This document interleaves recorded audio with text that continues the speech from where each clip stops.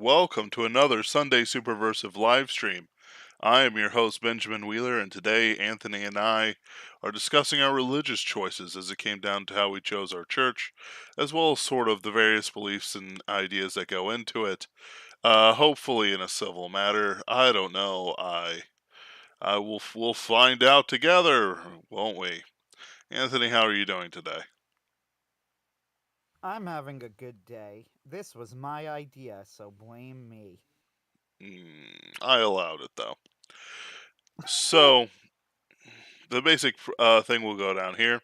Anthony will go first, discuss his Catholic beliefs and ideas, and why Hey, he hey, he hey. stayed a You go Catholic. first. What I I thought? won the I won the coin toss. You go first. Okay, I so I guess I'm going don't really first. care, but yeah. Will I you? don't really care, but that's what I thought we were doing. When you won the coin flip, I was whatever. It's okay. So I gotta relax for this. My witness is more or less pretty simple. I was born in a Christian household to a pastor father and a religious mother, to use the nomenclature of the word. And in general, uh, uh, more or less became saved around 5 years old. I believed in the Lord Jesus Christ for my salvation, that I would not be sent to hell, that He took the burden and payment of sin upon Himself, and died, rose from the grave, and is now in heaven. Uh, or wherever He wants to be, really. I don't really have many questions or deep concerns about this. I'm actually pretty fine with it as it is. Uh, Part of it is that I have a differently curious nature concerning religious beliefs than I do normally. Questions are encouraged uh, than do people normally, because I am simply not bothered by a lot of the things of the world. I pretty much accepted that pain was a part of the human existence. I accepted that, things might not go my way as part of the human's existence, and other things besides. I'm an analytical man, and I'm a man who is self aware of what he is and what's going on around him, as much as it's very annoying, uh, including a notification that I got just before starting that my grocery store is raising prices 20 to 50% on 400 products. As much as I accept the pain and suffering of the world as is provided for it, it is still very frustrating, very annoying, and I hate it. Uh, my detachment from these things does not mean that my um, emotions are not compromised by these things. It's that I have a greater tolerance. This is, of course, to contrast my peers. Growing up, I was an extremely lonely child and had very few friends, none of which came to me through to adulthood, um, not counting my teenage years. In high school, specifically just high school. Uh, Part of that was due to bullying, part of that was due to just not being able to see them again. Um, and it just kind of went from there. This does not affect my beliefs much whatsoever, but it did cause me to be very reliant on God for my daily bread, and for my not my daily bread, excuse me, a sort of daily bread of sanity. I spent a great deal of time studying, a great deal of time reading the gospel and Bibles and whatnot with my family. I've read books, I've listened to many different lectures, and so on and so forth, more or less to make sure that I am completely and totally educated to the word, to the gospel. To distill my understanding of the gospel is to say that all we are sinners, that everyone has missed the mark. It does not matter if you think you are a good person. Now, this isn't how I would witness to somebody, but I'm just sort of laying out the most bare bones ideas I can. because everyone has sinned. Everyone does not meet God's standard. You might say, well, how do you know God exists? My cheap response is that I have seen miracles work. And I don't mean Catholic, the blood in the vial turned to liquid again in the warm hand of the Pope. Uh, I mean literal healings, hurtings, and acts of God. Part of it is that several events, which I will not detail here, happened through my childhood that has caused me to doubt how stable reality really is, and so I'm pretty okay with God randomly reaching out and touching somebody. Just that today, uh, my dad forgot his jacket and coat. I went back to the church to get them, and on a whim, I went to the further door to pick them up, which would have actually lengthened my time to get the uh, cap and jacket. I opened it and tripped the alarm because no one else was in there, even though there were 5 or 10 cars that, of course, immediately said, "Oh, yep, time to hit the Cracker Barrel," and zoomed off. I contacted my pastor and we figured it out. It wasn't really that big of a thing. But since there are people who check on churches and defile them, including shamefully an uncle of mine who has since been hit by a car because he was too drugged out of his mind. Well, no, excuse me, he was looking for drugs to drug himself out of his mind for him to Wow. care. Uh, so I, in the end, interfered and locked a door that was unlocked and prevented possibly somebody from defiling our church, which is a thing that happens, I assure you. So you take this stuff, right? Like it's like, oh well, you just forgot.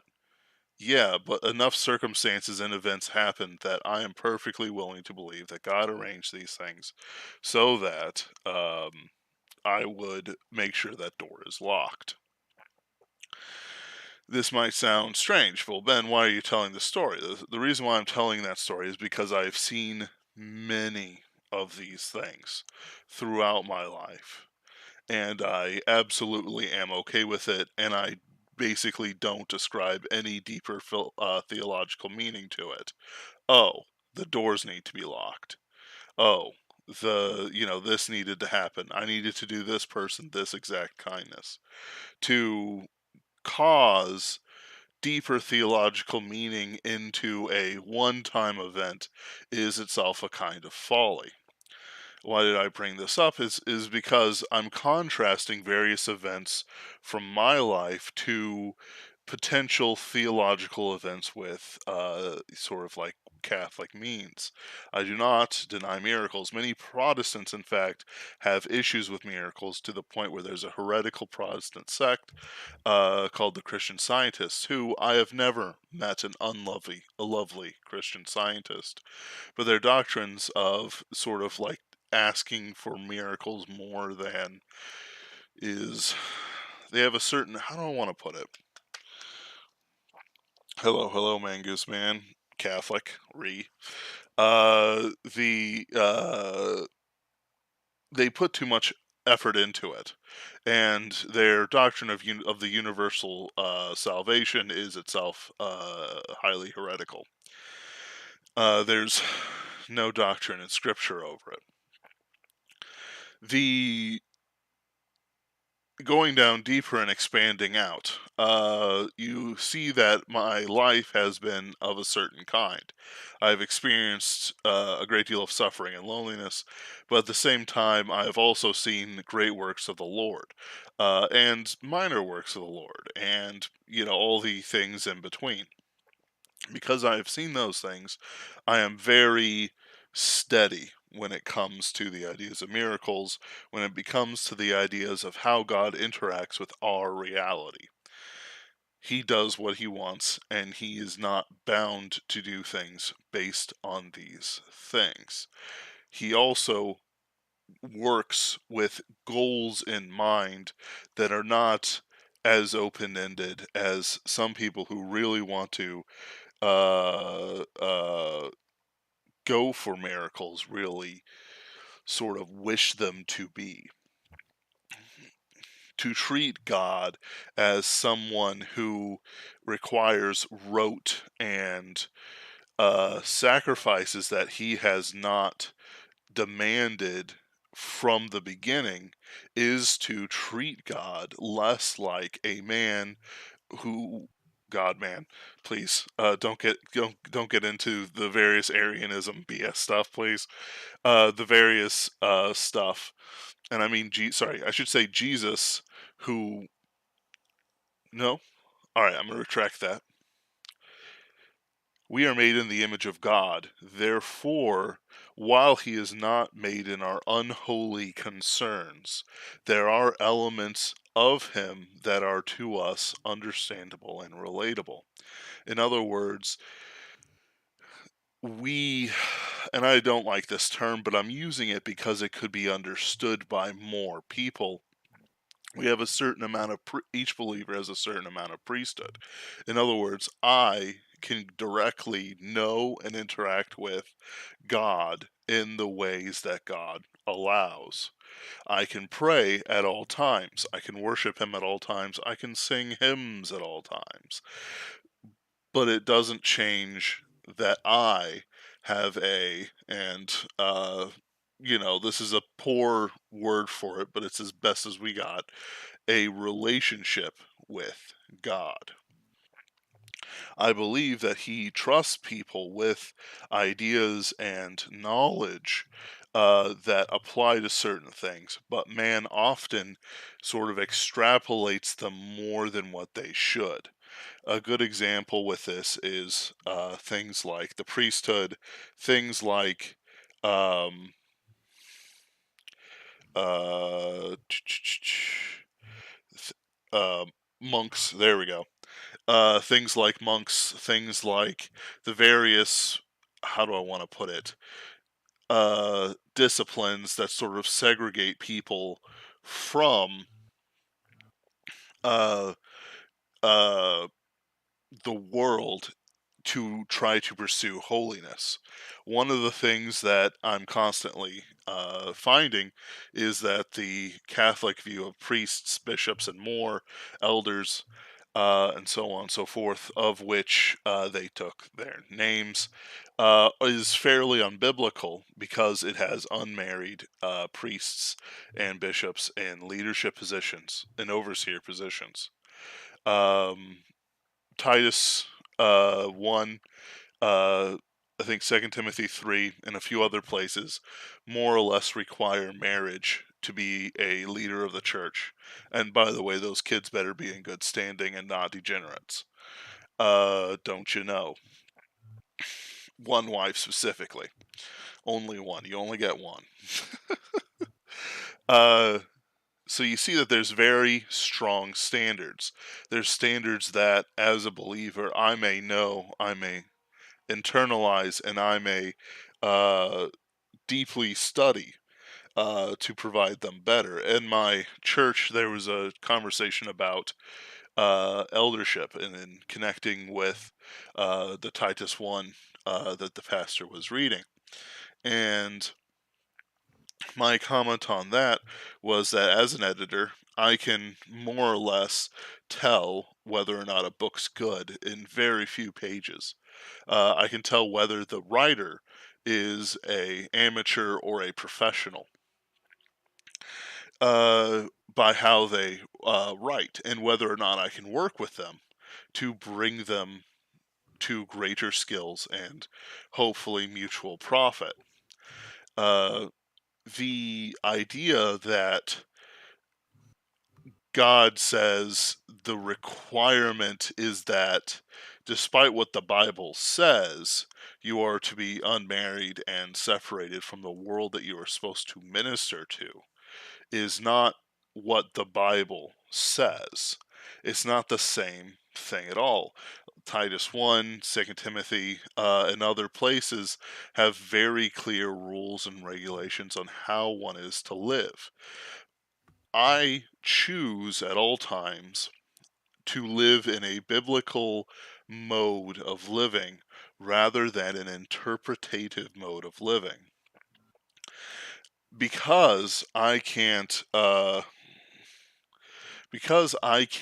say, point to, 2,000 years of tradition, tradition, tradition. Uh, and I guess I'll be doing that every time I say tradition. I have to have a specific standard by which I hold things to. And then I realize, of course, that I'm holding it to a 2,000 plus year old standard, which is the Bible. It is a tradition in and of itself. Tradition. Uh, it has the rules set down. It has everything we need as believers, and we can interpret it because we are intelligent people who can read, at least in this century. In the next century, who knows? Because I can read, because I can think through things, and I am an analytical man, I can say whether or not my beliefs jive with Scripture or not. I can say that this is the standard that God has set, or I can say it isn't the standard that God has set. I am completely uninterested in what some fallible human said 500 years ago, or 600, or 1500 years ago, or more, because I already have what God has deliberately set as the standard of worship, of leadership, of belief, of orthodoxy, if you will. While word games can be played around the word Catholic, or while things can be played around the word orthodoxy, and while the church can be split over a comma, the real meat of the issue is whether or not you are following the books of Scripture. The if I recall correctly, 39 books of the Old Testament and 27 books of the New Testament. And by the way, I'm kind of foggy because I work until 2 a.m. on Saturday nights, and I still drag myself out to go to church, as much as it pains me. So you'll have to forgive me if I misspeak a number or a book of the Bible. So you see that the way I live, which is even more than when I was taught, I would do this even if I was not taught to do this because of my natural nature. I would I stick myself and my salvation not on the words of a priest or a church or anything else, but on the words of the Lord himself. I know that I am saved. I know that I see the works of the Lord. I know that I have been given my rights and responsibilities from God Almighty with no intermediaries in these regard. The pastor is not uh, an official of the government. The pastor is a member of the community who is simply the man trained to be the shepherd of the community, even as Christ is the great shepherd above us all. To continue on, as I've gone from so I'll sort of like make sure you guys are on the track. I've gone from the personal, and I've been pushing it out and expanding out how I view the Christian life. I've gone from my own witness to a bit of the people around me and how they see things, and how God interacts with us in the wider world. And now I'm going to what God has set down as rules and verses for us to do. With the Bible in hand, there is a certain amount of knowledge that we know is true. Jesus does say no jot or tittle will pass away, and, various curses on those who would change it. And we can trust that the monks and whatever else who translated and preserved the Bible knew their business and were as accurate as they could be. I'm sure that in some place or other, some abbot wanted to play at Thomas Jefferson and remove a certain thing or that thing from the Bible. But we have so many different versions of the Bible that that broken translations can be taken and, how do I want to put it? Can be taken and removed from circulation. One of the reasons why the Deuterocanon, which I believe is the Catholic term, uh, is not taken seriously in Protestant circles is because many of them do not work or work with the other books of the Bible or add to the Bible. One of the most important uh, ones of these is the Book of the Maccabees. Part of it is it is an explicit, how do I want to put it, history set of books that are to glorify the Hebrew state that existed under the Maccabees during the Hellenistic times, just after the times of the Diadochi. Uh, but also, it has a few verses in there that are just plain weird, and aren't that are quasi biblical. In other words, it mimics things that are biblical, but it does not work with what God has set up in the previous books of the Bible. What's more, it also has the verse which introduces prayers for the dead, which was not a part of Hebrew daily life before then, and is um,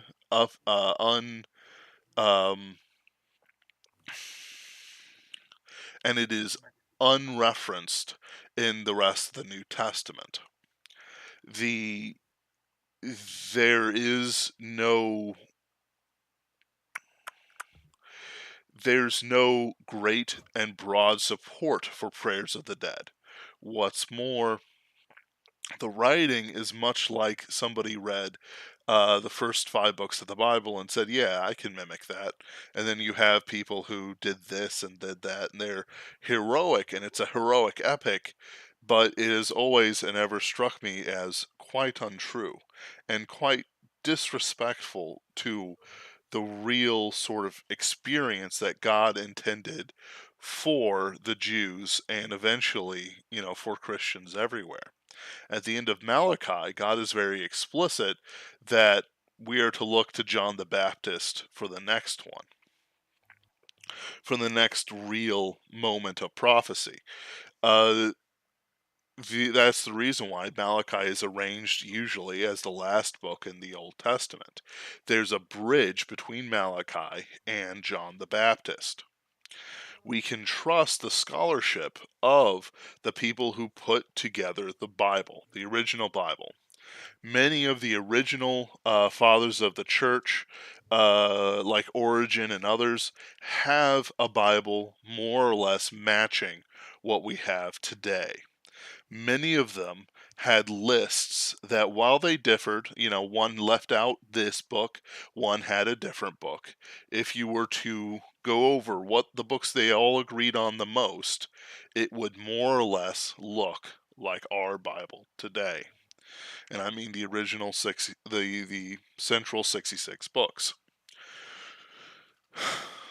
With the, how do I want to put, how what like where do I want to go now?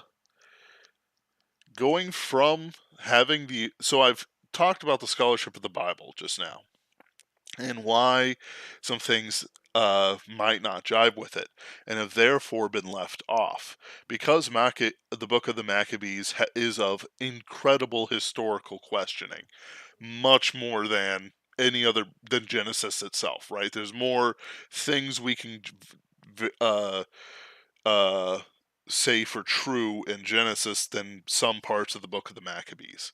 And because it has theological import that is not backed up by the rest of Scripture, we can safely take out the book of the Maccabees without interfering with our knowledge of God and our relationship with Him and with His Son, Jesus Christ. Because we can do that, therefore, ideas like prayers for the dead are no longer theologically backed up by Scripture. With the advent of the Catholic Church as a political entity, which began in the time before Constantine, you have many people who were vying for political power, and you had many people who were having personal experiences and relationships with God. The choices that were made were then dutifully written down to be examples for the next generations. A good example of this is the Fox's Book of Martyrs. Polycarp, supposedly, when they brought him to his pyre, was protected from the flames and bound by ropes and other things like that. What happened for Polycarp is not what would happen for everyone, and he was killed in the end. Many Christians were burned by Nero. Polycarp, in this case, was not. We cannot take his life as a rule for what will happen to every Christian, or even another Christian, for that matter. But many experiences of the church fathers were brought into our generation, from generation to generation, into understanding as things that are strong rules for life. Saint Augustine, with his, description of his evil debauchery and then his salvation, does not necessarily mean that everyone should go through what Saint Augustine did and then becomes saved.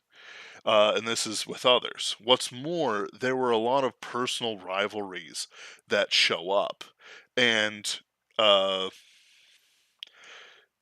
it interferes with our ability to know what they actually believed, because if they hated each other, they would not go, well, we need to hear both sides. They would go, no, I'm not even going to repeat his arguments. Here's all the counter arguments to it. Maybe if you're lucky, they'll put down the argument, but have it doesn't exactly have a good, strong show for it. Uh, Divine Comedy Productions, hello. We will get to you at the end, because that is a whole thing. But we will get to you.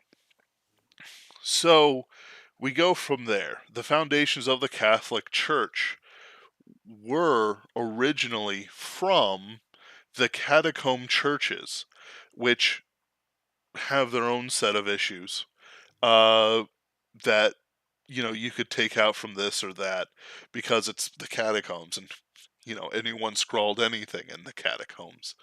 Uh, no, I don't like how I said that. The catacombs have their own issues, because even though the church fathers talk to each other, it doesn't necessarily mean that what the people did randomly in desperate times mean greater theology.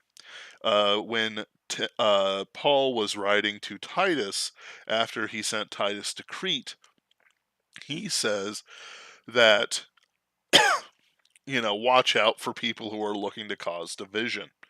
In other words, watch out for other Christians who are something like the Judaizers, or supposedly Simon Magus and others, who wish to interfere with the faith.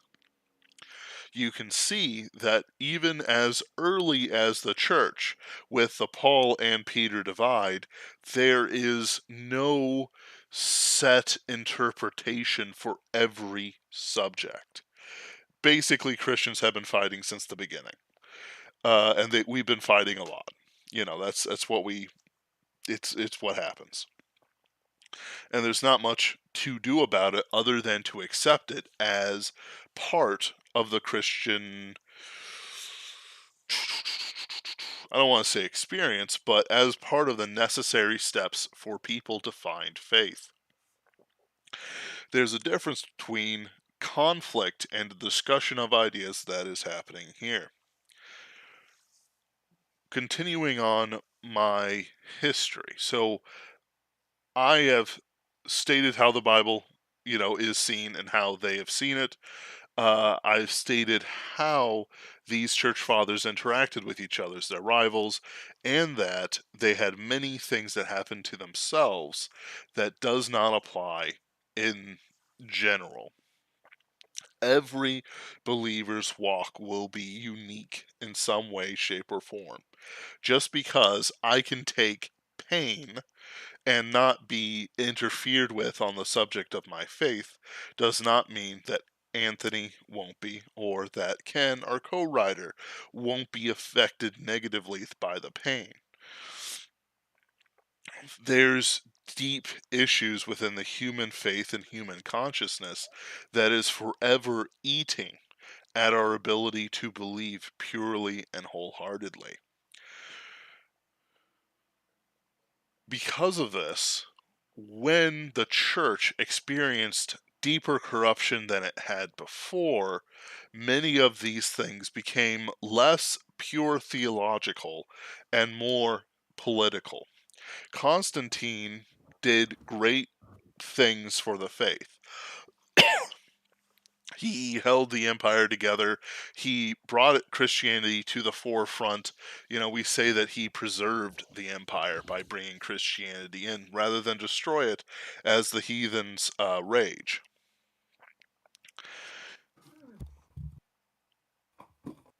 Are you okay, Anthony? Somebody was calling my brother, and he was trying not to respond and knock something over. Put my hand Oh, on the microphone. okay. Uh, so I guess I should rewind a bit on the history of the church in a more general sense. So, after Christ died, and the Spirit was given,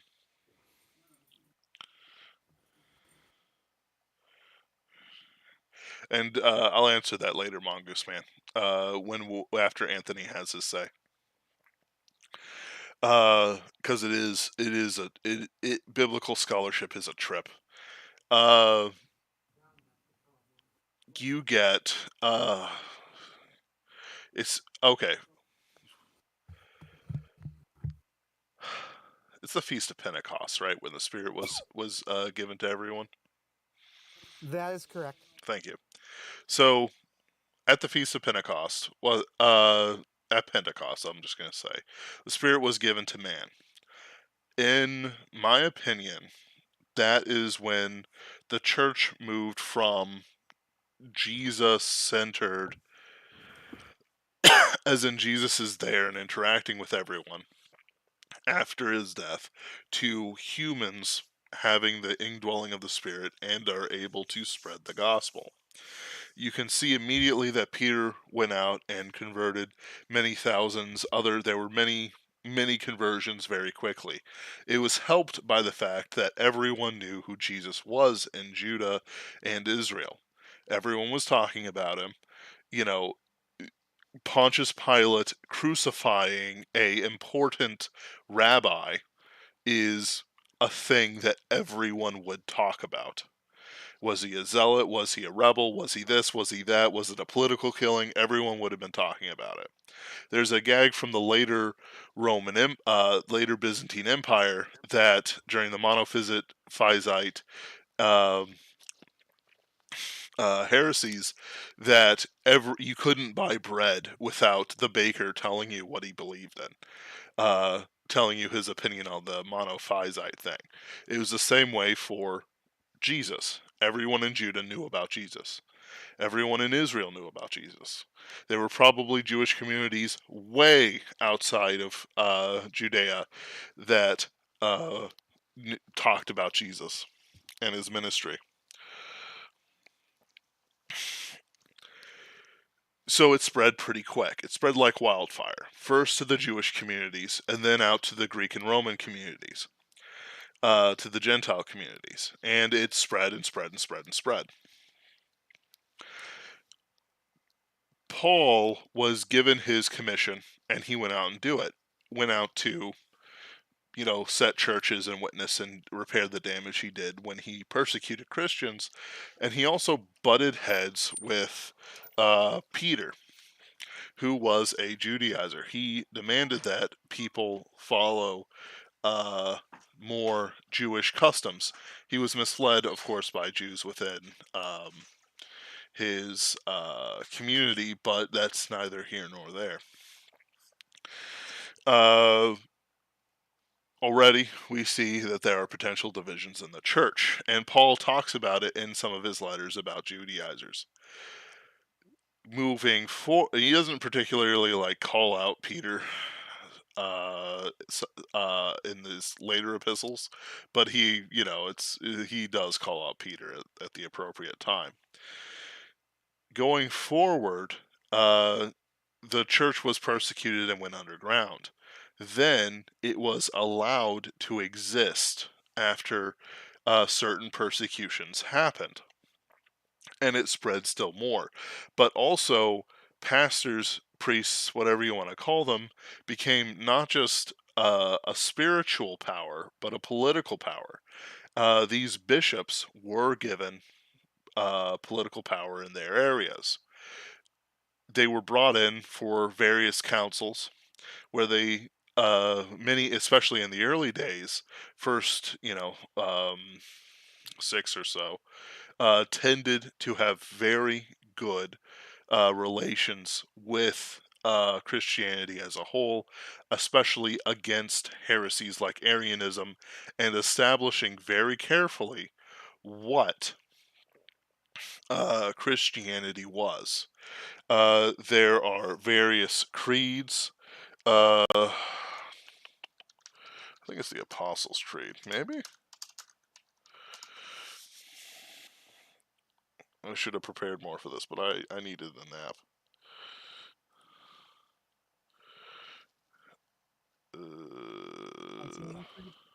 Thank you. The Nicene Creed.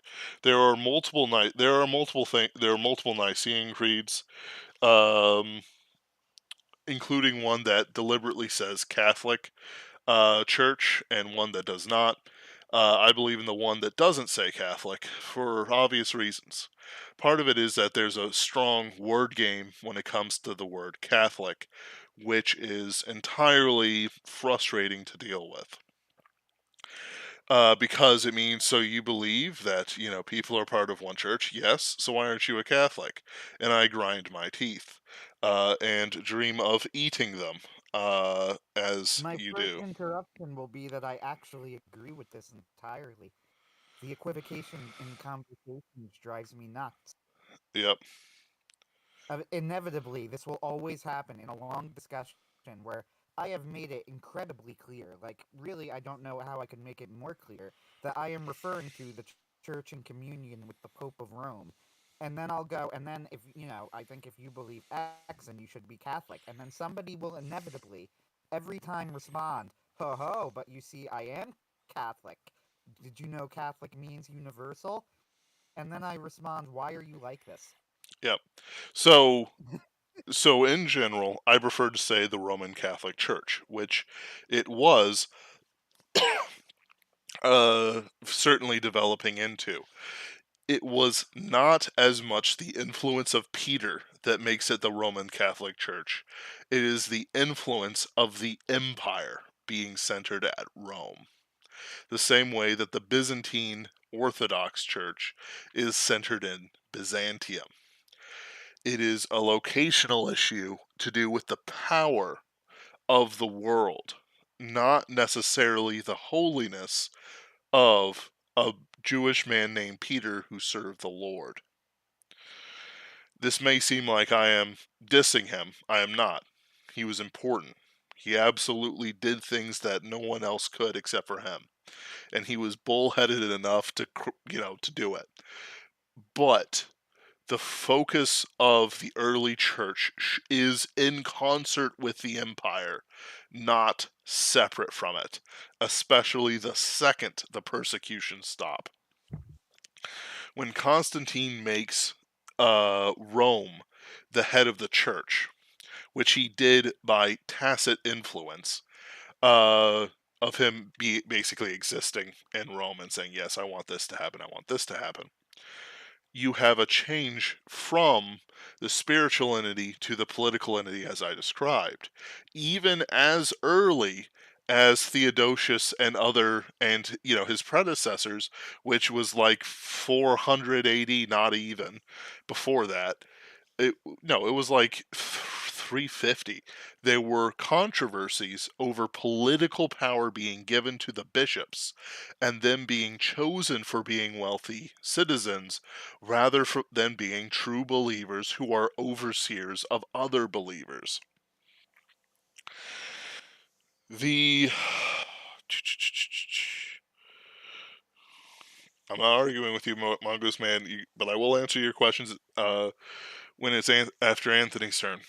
So, uh, going forward through this, many times you have warrior bishops. You have bishops who are the sons of noblemen who go through no spiritual training but are appointed to positions. One of the biggest sort of church fracas within Christendom is the investiture crisis. Who gets to appoint bishops? The Holy Roman Empire or the Pope? And then you have that whole drama, which is both simple and complicated at the same time because it's the Holy Roman Empire. Of course it is. You also have splits over the filioque. You have splits over um, uh, the crusade. Not the Crusades. What was the other one?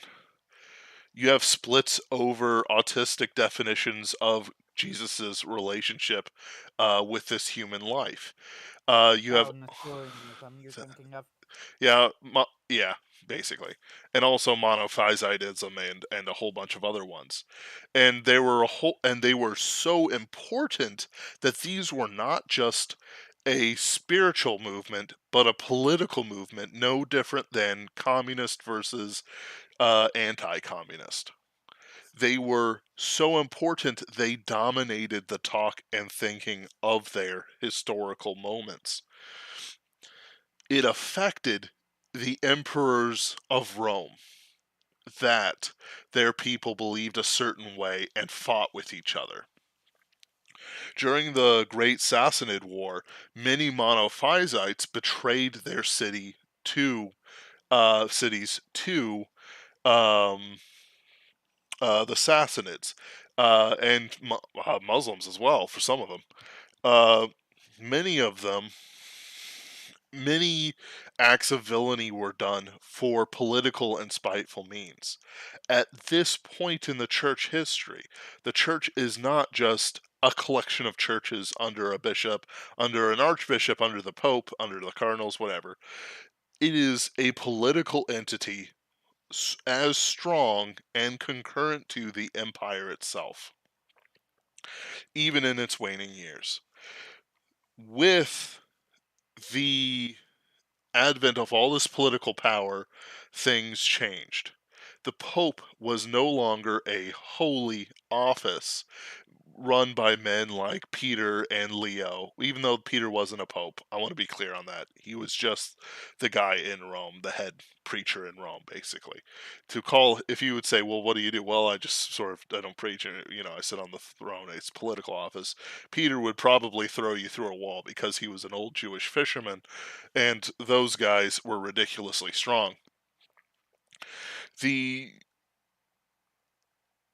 the choices that these men made were of their time, but it still affects us to this day. And the inability of the church to protect its leadership positions from corruption caused deep pain and many wars. Not just conflicts, not just fights, not just debates, literal country emptying wars. The biggest one being the 30 Years' War. With the spread of the church and its political power when a infectious heresy like the Cathars took hold. It would spread quite rapidly within the people group and maybe even outside of it, to the point where the Cathars had to be wiped out with a crusade. Now, the popes were, I'm sorry, the crusades, the Cathars were heretics. They did not believe in salvation. They believed in personal perfection, among other things. Plus, they had weird sexual practices. Um, they uh, uh, honestly deserved to be wiped out. They were trying to make themselves their own kingdom. They had all kinds of issues. I could give you some small background on the No, Cathars we don't and need some it. of that. We're good. Okay, If keep you going. want to, if you want to later, you can. But I need to move forward because I am not going to make my hour time limit. So moving I into, specified a half hour. Keep going. that's too bad. Uh, so moving forward into the Reformation, which I can explain in less than 5 minutes, so we're good on that. Um, with the Reformation, you have this political system. The Pope is a Borgia. The Pope a couple times before that would have orgies in the papal palace. The Pope a couple times before that fought in battles. You know, the Clementine the Fourth turned back Attila the no, turned back the Mongol hordes at the siege of something, and he made a deal that is not written down, but is so important that the Catholic Church keeps it secret. All right, there are a whole bunch of things. Some are conspiracy theories, some are not. Some are just the Pope was there, this person was there, this person was there, and then history changed. Why? We don't know. Story about the Mongol horde. I know the story of Attila the Hun coming to Rome, meeting with the Pope, and then Attila the Hun left, He didn't get to and we Rome, don't but know. yeah, but it basically happened. Did the Pope get into his Pope UFO, his flying cathedral and threaten the Mongol hordes? Who knows? The point is that there are many instances where the actions of the Pope as a political entity change the world. Yeah, Pope Leo was the Genghis Khan. I'm sorry, the Attila the Hun Pope. Attila the Hun. Clementine the Fourth was during the Mongol hordes, if I've heard it correctly. I haven't deeply researched it yet, but it's on my list of things that I research. So when you move forward into this, when it's a institute of political power, of money power, they were the ones who gave loans to Europe when you didn't have any Jews around. When you have all these different things going for it, you have a deeply corrupt institution. Its rules weren't save the people at all costs, it was to maintain itself and its political power in Europe. Uh, of course, I will bring up Johann Tetzel with whatever his poem was, but ends with a soul going into heaven because you paid money, and so on and so forth. He was merely the famous guy, the front man of a whole system of buying and selling relics, of buying and selling indulgences, which the Pope allowed. The idea that a man's salvation is based on the money he pays to his church is utterly unacceptable and worth killing and dying over, because it means that your salvation is at stake. Your eternity in hell or in heaven is the prize.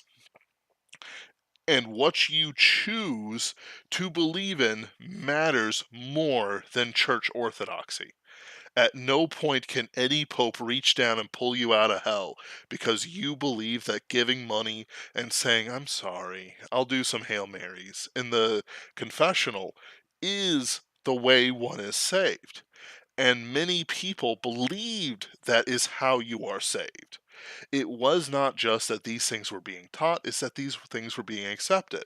As an example, in our own modern era, I went to a church with author John C. Wright because I was under his care and therefore, not under his care, I was in his household and therefore beholden to him as the eldest male.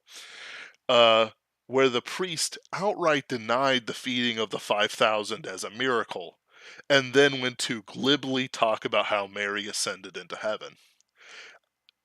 A man who denies miracles and then forcibly tells the story of a different miracle is not a man who has the salvation of his people in mind. And he is just an example that I have personally experienced. How much more was it during the 1500s when they didn't have any of the restrictions that they have today, when they didn't have any of the spiritual ability to discern like we have today. They barely had the printing press. Nobody had a Bible but the nobles. And the nobles were like, what? They they went to Protestantism the second that they were secure enough from the church that they would not be destroyed by doing so. Martin Luther was not some sort of rebel from the church. He was a man who cared about his salvation more than he cared about the political power of Rome. The focus, and this is my conclusion, the focus of the Protestant church is not, and it's not a church, by the way, it's an archipelago of giant islands, is not the political entity of Rome. It is not even anti-Rome in most of the low churches, for sure. It is whether or not the individual is saved and going to heaven. Of course, the sad fact is that most people are not saved, even if they go to church, no matter what denomination they are.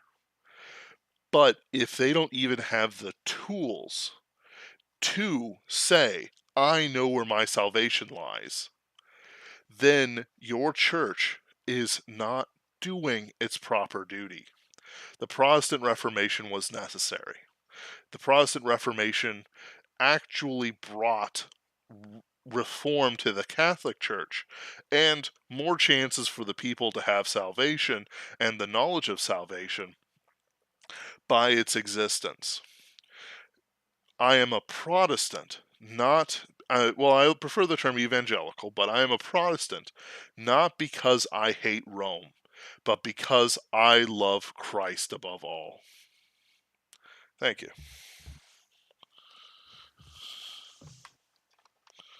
Fantastic. So first off, I had actually originally written in the original discussion for this that we were gonna get a half hour. So I talk faster than Ben. So that's kind of part of why I don't expect to go as long as him. Part of it too is that Ben has like been chewing on a lot of how he would word this, I think, for a few days now, but so have I. So that's fine. Uh so first thing, when before I talk about myself, a reminder that this is not a debate. I am not going to be directly responding to anything that Ben says. If I say something that addresses something that Ben said, I could promise you now that I had planned to say it in advance. Like, if it just happens to be a response to something that Ben was going to talk about, it's not because Ben said it now, it's because it was already something that I was considering beforehand. So, in terms of my Catholicism, I am rather open about the fact that I do not like to talk about my personal life on here, and so I won't. So you're going to get a lot of vague stuff about my life. But essentially, I did have it. One thing that I want to get across is that for everybody, I won't even say both of us, I'll say literally every human on Earth, it's impossible to imagine a counterfactual. So I grew up in a Catholic family. Would I be a Catholic right now if I did not grow up in a Catholic family? I don't know. Uh, I have no idea. Similarly to Ben, if Ben grew up in a Catholic family, would Ben still be a Protestant? I don't think that you could really say yes or no, honestly, because we just don't know. These are counterfactuals. It is not how the world worked. However, what I can tell you is that it was not something that I just idly accepted. I didn't go, well, it's my family's religion, so that's what I'm going to stick with. I did go through a period of questioning, as I think is healthy and normal. Uh, and then I needed to come up with reasons. So I'm going to tell you what initially led me to thinking of things differently. There were various biblical arguments against things that the church taught and thought about that I eventually ultimately came to the conclusion that I didn't think it was a good enough reason to leave the church. One of them was the faith alone versus faith and works controversy. I have been convinced, and I am convinced, that the faith alone and faith and works controversy is essentially a non-controversy. It is at worst, a highly complicated theological issue that they were still trying to clarify exactly the right way to word it up until the present day. I am looking at our chat. Okay. I thought that Ben was telling me something, but no, No. it's our co-author Ken.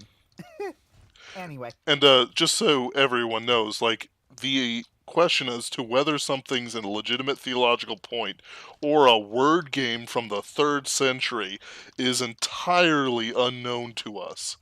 So even though we both agree in salvation by well, I don't want to speak for you, but you know, on the question of the salvation by Jesus Christ, just because we say that doesn't mean that there wasn't some fight or interpretation that got stuck in some book somewhere.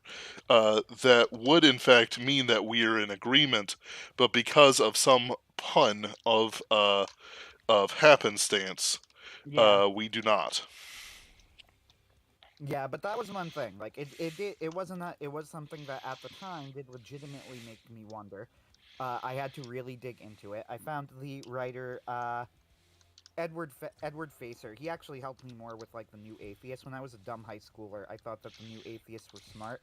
Uh, I was very stupid because the New Atheists are not smart. They don't know anything. And Edward Facer was very helpful in that he not only defeated their arguments, he absolutely embarrassed them.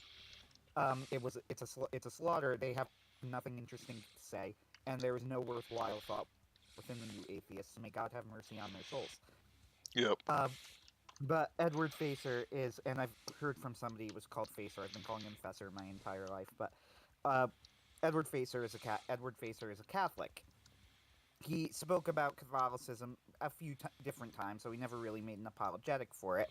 But part of the issue was like biblical proofs. The faith alone issue was one of them, and I became convinced that that was just a non-issue.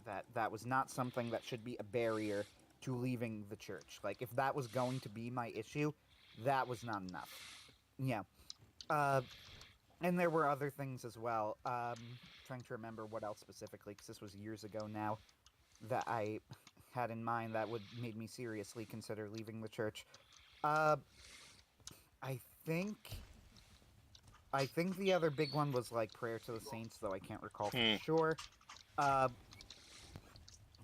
I don't recall exactly what I read, but whatever it was at the time, and I've done a lot more reading since then, so I could certainly cite sources as to like why I believe and why I won't, and maybe I'll even get into that at some point. But like at the time, basically the doubts were things that just did not convince me. Filioque, the Catholic Orthodox split. The main theological issue of the split was the filioque. There were other things too. Their belief in life after death has some subtle differences, and various other stuff. But like the filioque is such a complicated theological issue that I, honest to God, do not believe that even if there is a real difference, and uh, I think there is, like, if you really, really dig into it, it should not be a barrier to union, and people are simply not smart enough, and I include myself in this category, for it to seriously affect the way that they think about God, in terms of if the Holy Spirit proceeds from the Father or from the Father and the Son. Now, that's Orthodox specifically, that's not Catholic. Uh, in terms of why I am Catholic and not Orthodox, the arguments, of course, are entirely different because you're accepting entirely different premises at that point. You've already said, okay, I've accepted that there's an apostolic laying on of hands that leads to a hierarchy that leads to all of this, but for whatever reason, I reject the authority of the Pope of Rome and how that office has evolved. Mostly, it was looking at the fruits of the two churches. Now, obviously, the Catholic Church has done horrible things throughout its history. There is no disputing that, and I don't think that there's anybody who would try who is an intelligent man anymore. I mean, you might get some really, really radical right wing Catholics who try and defend, like, every single thing that the church has ever done, but They are outside of the mainstream, and I don't really take that seriously. Yes, obviously the church has done awful things. Nobody would or should deny that. Uh, However, in terms of looking at the fruits of the Orthodox versus the Catholic churches, you know, the dual excommunications, which happily were eventually listed by Pope John Paul II and the, at the time, current Patriarch of Constantinople, in what I think was a good gesture. The dual excommunications were a black mark on both sides. What Um, are the dual excommunications? that was the Filioque controversy. This is the original Great Schism of 1054.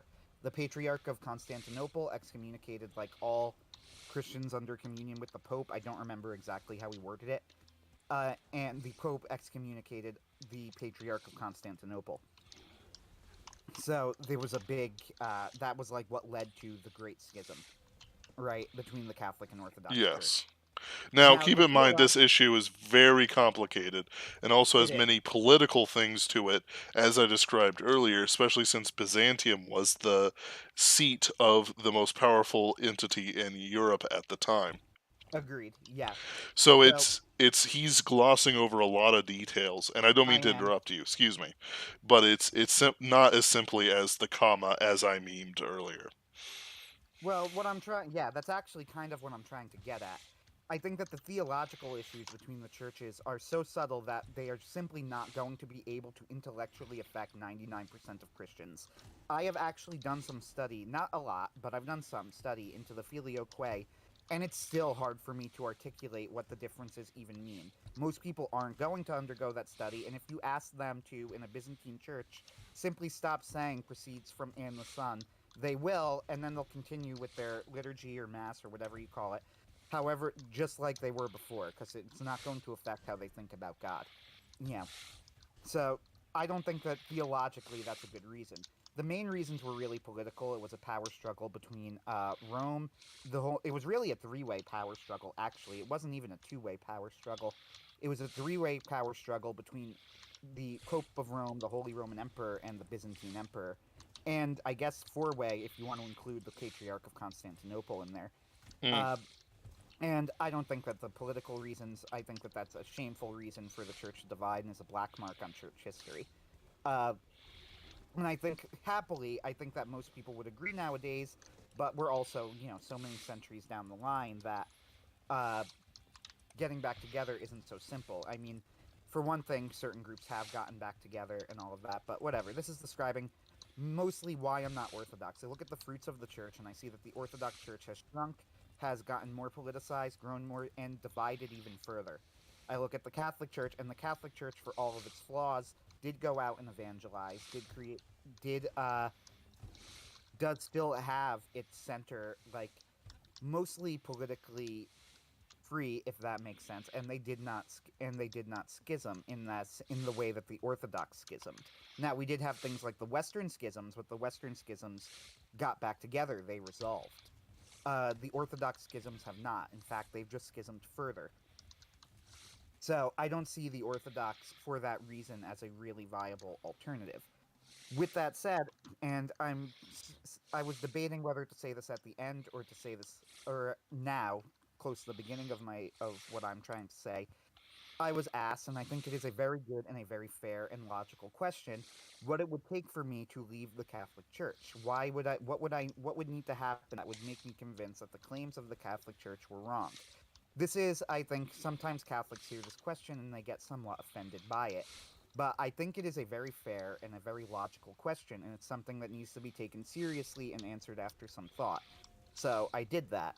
I thought about it, and the answer would be if the Catholic Church called a church council, and in the church council they said things like abortion is moral, gay marriage is moral, uh, and Jesus Christ is not the Son of God but merely a man, and then the Pope put his imprimatur on that and wrote an encyclical where it was signed by the bishops, then yes, I would leave the Catholic Church because I would realize, wow, whatever I was thinking about the Church is obviously not true. The promise of Christ clearly did not apply in the way that I understood it. I was wrong. Uh, so that would be so that is the logical, real, and answer to that question. I don't think that such a thing could even, in theory, happen. Vatican II, as many people are going to probably think and cite, was specifically a council that did not declare new doctrine. it was a pastoral council, as it's often called. I've seen people mock that term as, like, what does that even mean? Well, the answer to what that means is that it defined new directions for the church to go, and I think was specifically interpreted in ways so that modernists could infiltrate, but it did not change, define, or uh, promulgate any new doctrines. And new is always said with quotation marks, right? Mm. New is really officially defined as opposed to believed for centuries. So okay, fine. So you know why I ended up not leaving. But then you get into, well, what about the historical basis? Have you looked into that at all? And the answer to the question of have I looked into the historical basis of the church and why have I remained Catholic despite all of that, because Ben and I have looked at a lot of the same stuff, uh, is yes, I have. So here's the thing, and I do actually disagree with some of the more shallow Catholic apologetics on this that try and argue against, like, sola scriptura. Now, what Ben was describing was essentially the sola scriptura position. Now, you will get more extreme views on it than what he said, but I think it is a fair summation of sola scriptura as it would have been understood by, like, the Martin Luther era Christians. I can't recall if it was even Luther's term or not, uh, but that era of Christians. I think that Ben's description of it is essentially what they would have understood, and I think it is a mature understanding of sola scriptura. Uh, and I do think that in terms of sola scriptura, it's not so easy to point to, like, there's a logical contradiction in sola scriptura, because how do you define things in the Bible? No, that's not going to work. Like, Mm. Ben, you know what I'm trying to say, right? Because you Yes. know the sort of apologetics that I'm talking about.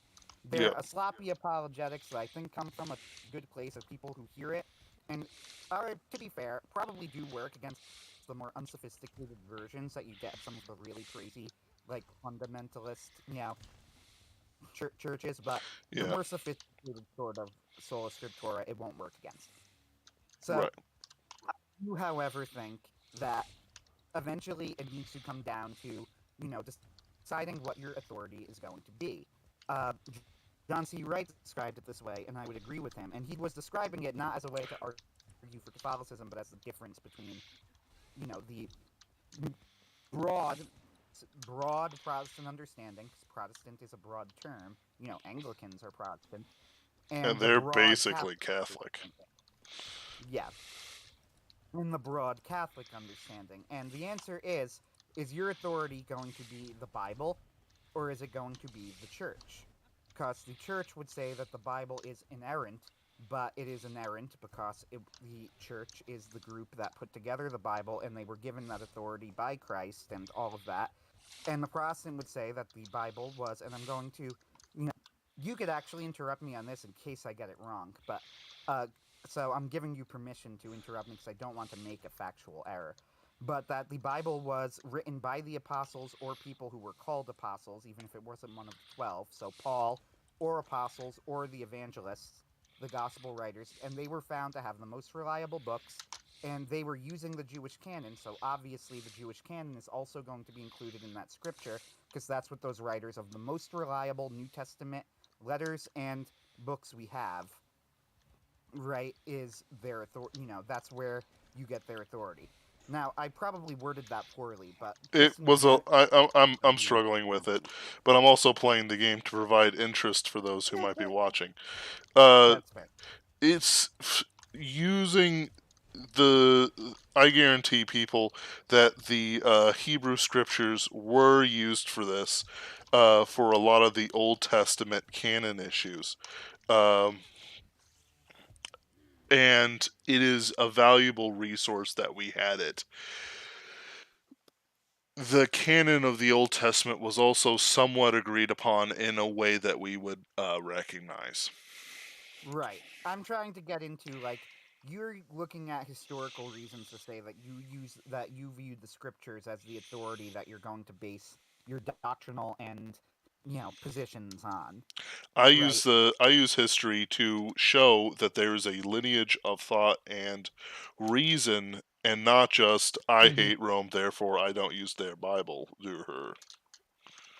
Okay, fantastic. So, yeah, that's the segue there over. I'm just trying to separate the difference between the two. I think, though, eventually it needs to go back to an authority and deciding what that authority is. So, Now, this is where we get, this is where I agree, I'm not arguing, I agree, I'm not arguing. Eventually, you got to get contra the Protestant position, and that is where I'm going to eventually get to.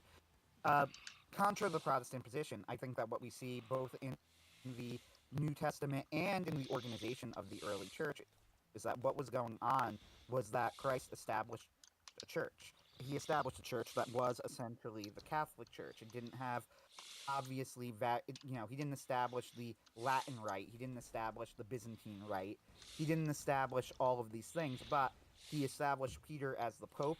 Now, obviously, the rock line in Matthew is what most people point to, but there are various points in the Gospels that point to a specific leadership role of Peter as sort of a apostle of the apostles, or the leader of that group. You'll get this in the Last Supper narrative. Peter is specifically called out. You'll get this in several of the fishing miracles. Peter is specifically called out. The feed my sheep narrative that comes after the resurrection.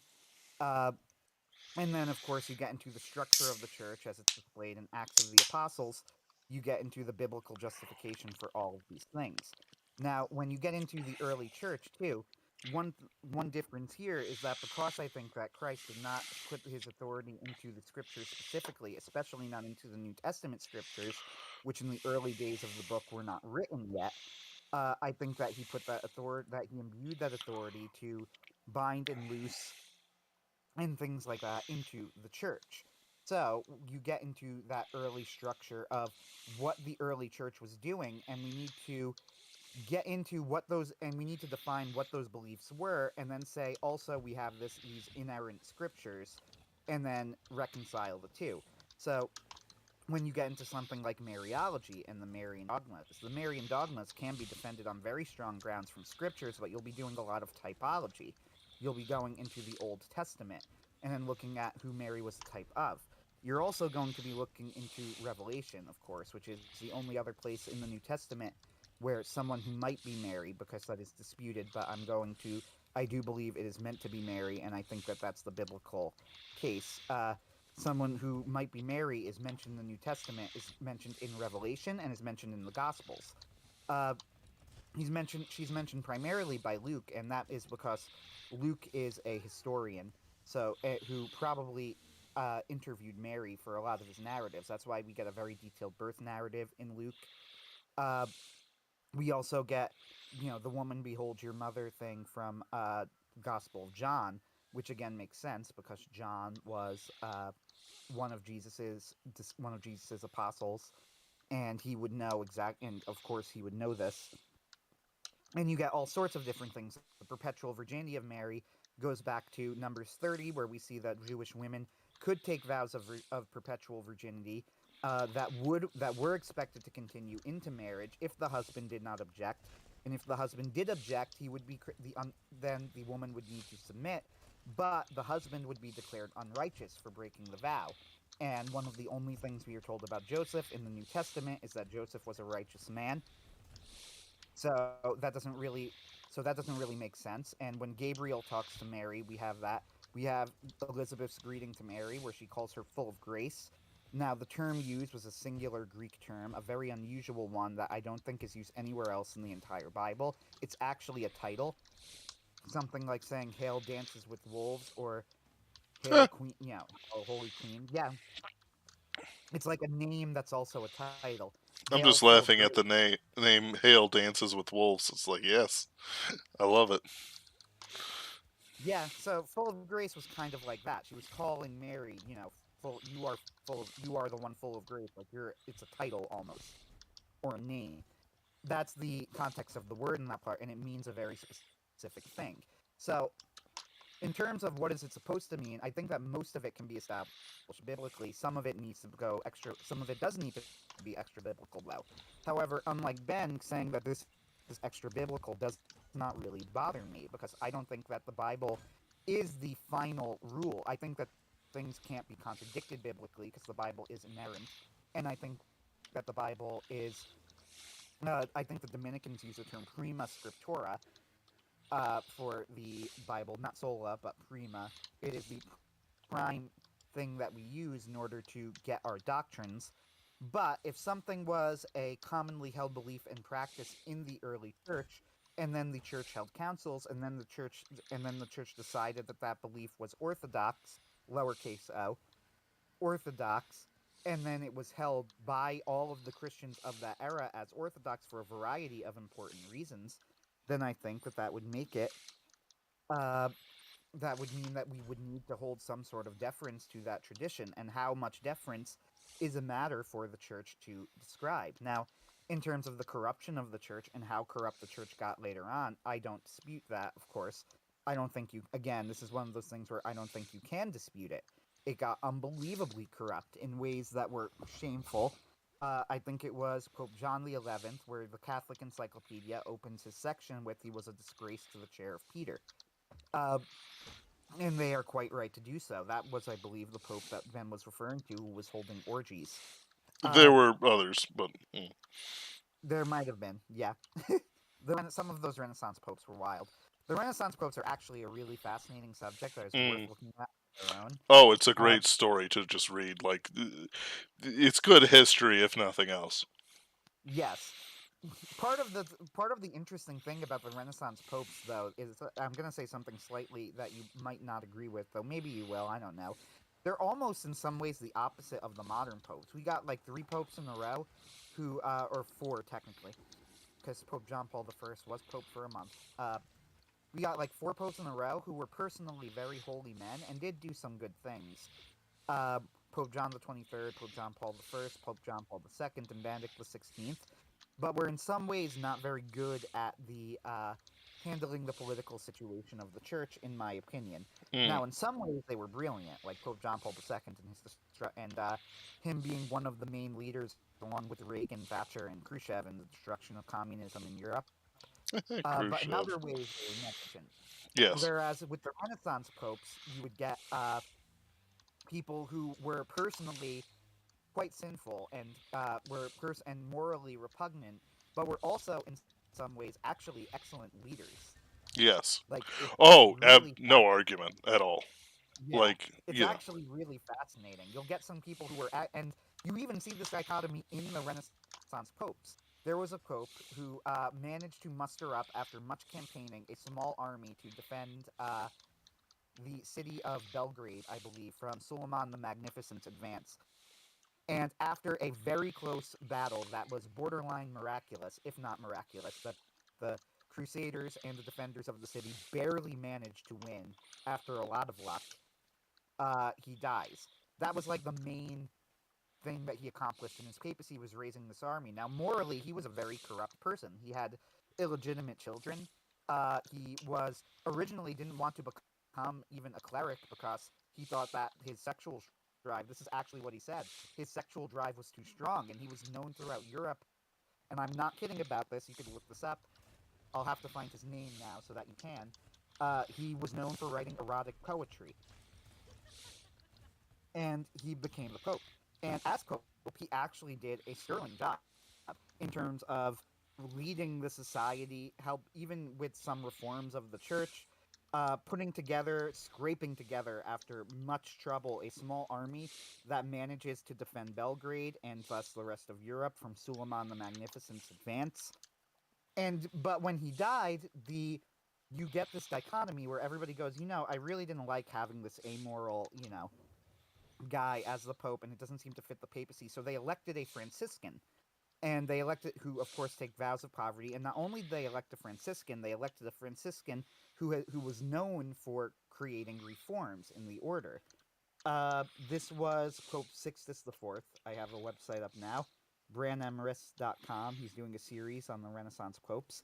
So you'd think that he's going to be like this is going to be the moral reformer that you're looking for. He doesn't have any money. He doesn't have, he's not known for living a high life. He's known for being very moral. He reformed the Franciscan order, except that when he became pope, he promptly put all of his relatives in, uh, and thus began like the Borgia papacy indirectly.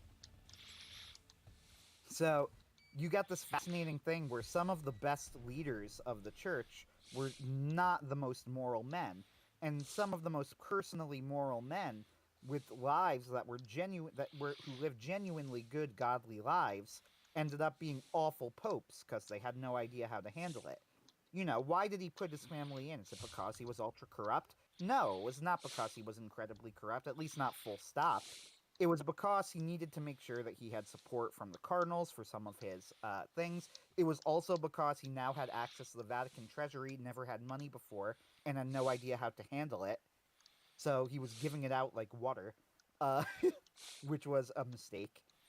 But yeah, that's a really long tangent that doesn't actually go anywhere. I just find the Renaissance popes an absolutely fascinating subject. As you said, they are great reading on their own. And Uh, if I may, just because I deny the primacy of Peter does not mean I don't believe does not mean that I doubt that there have been true heroes of the faith in Christendom on the seat of Peter. sure, yeah, absolutely. But going into, like the primacy of Peter, the if I were to debate an Orthodox, I would actually first off I would turn down the debate. If a well-educated Orthodox would school me in a debate. However, I also know enough to know that it is an extremely complicated subject. Uh, but if I were to debate an Orthodox, they would have a lot of arguments on their side that I wouldn't have direct responses to. My response to the Catholic Orthodox debate is admittedly more like experiential, if that makes sense. I look at the experiences of both churches, but there's just a more general thing where you go that it turned that where I say you generally, by the way, I'm not referring to Ben specifically. You Um, people, what do you mean, you people? yeah, yeah, you generally. I am not referring to Ben, but people say that that the papacy turned to a political entity and that was a bad thing, but I don't think that that was necessarily always a bad thing, and I don't think that the fact that it was a political entity was necessarily a bad thing. I think that the fact that it was a political entity is something that's supported, at least partially biblically. It was meant to be on some level a political entity, uh, and it was meant to be a physical institution with members and things, both good and bad. In the same way that I think that eventually heaven is not going to be an entirely spiritual place, nor do I think even in the post-resurrected world, I don't think it's just going to be some vague thing. We have evidence specifically from Revelation that heaven is going to be a polity, a city in some way. They refer to it in terms of a city. So, in some sense, there will be a real society in heaven. Now, it will be a perfected society free of the incorruptibility and the imperfections of our modern society, but it will be a society. So, this is why, in some sense, looking at, like, the corruption of the papacy over the years and also the uncorruption, because referring to the papacy as, well, it went corrupt, I think is too simplistic, because it also got uncorrupt and then it also got corrupt again at various times throughout its history.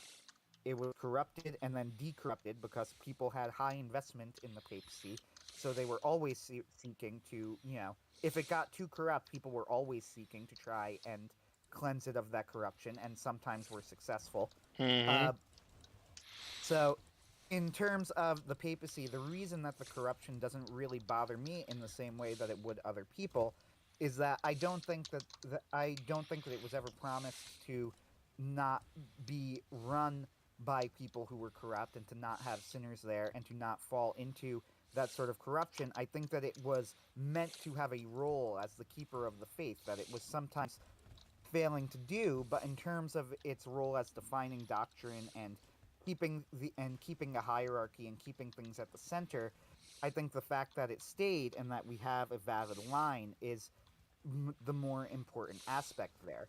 Now, that does mean that you do have less recourse when you get things like a bad pope and a bad bishop and a bad priest. And that is a very legitimate point, but I guess that's just my attitude towards authority generally, is that sometimes you get bad authorities, and eventually the way to get out of it is that those authorities die. And nobody really likes to hear that because it's an unpleasant thing to hear, that so you're just stuck. Well, no, you're not stuck. You're not stuck in that you have yourself. You have a responsibility too. We, the lay people, have a responsibility to keep the faith and keep orthodox and to learn to the extent that we can. Now, with that said, when you go back to, but why do you still believe after all of that the church is just incorrupt? Don't you have enough evidence that they're not? Well, Incorrupt is a very specific thing. I mean, I don't think they're incorrupt in that they're incorruptible, like that. Bad men won't get into the hierarchy or anything like that. That would be nonsense, easily disproven by both history and obvious experience. Uh, the incorruptibility comes from the charism of infallibility from both the ecumenical councils and the Pope. And the reason I believe it is the same reason that someone would believe that the Bible is a holy book, in a sense. Uh, it's because of the authority of the God that uh, is ultimately our real leader, right? The Pope is the vicar of Christ. Christ is the leader, and it's Christ that established it. So Yep. it's that faith in Christ that is what I have my faith in. Now, if I did not think that he established the church, then I would not be Catholic. If I did not, however, I will mention, so you would need to really, really convince me that what was going on in the early church was not an establishing of a hierarchy that was the same hierarchy that the Catholic Church turned into. Uh, and who knows? Maybe one day that will convince me, but I'm not convinced right now. Uh, we're all human beings, and again, I don't mean to predict the future in terms of like I will never become this, I will never become that, but it's very hard for me to see becoming Protestant. I can more easily see myself becoming Orthodox because I think that the apostolic succession is an important factor of the church.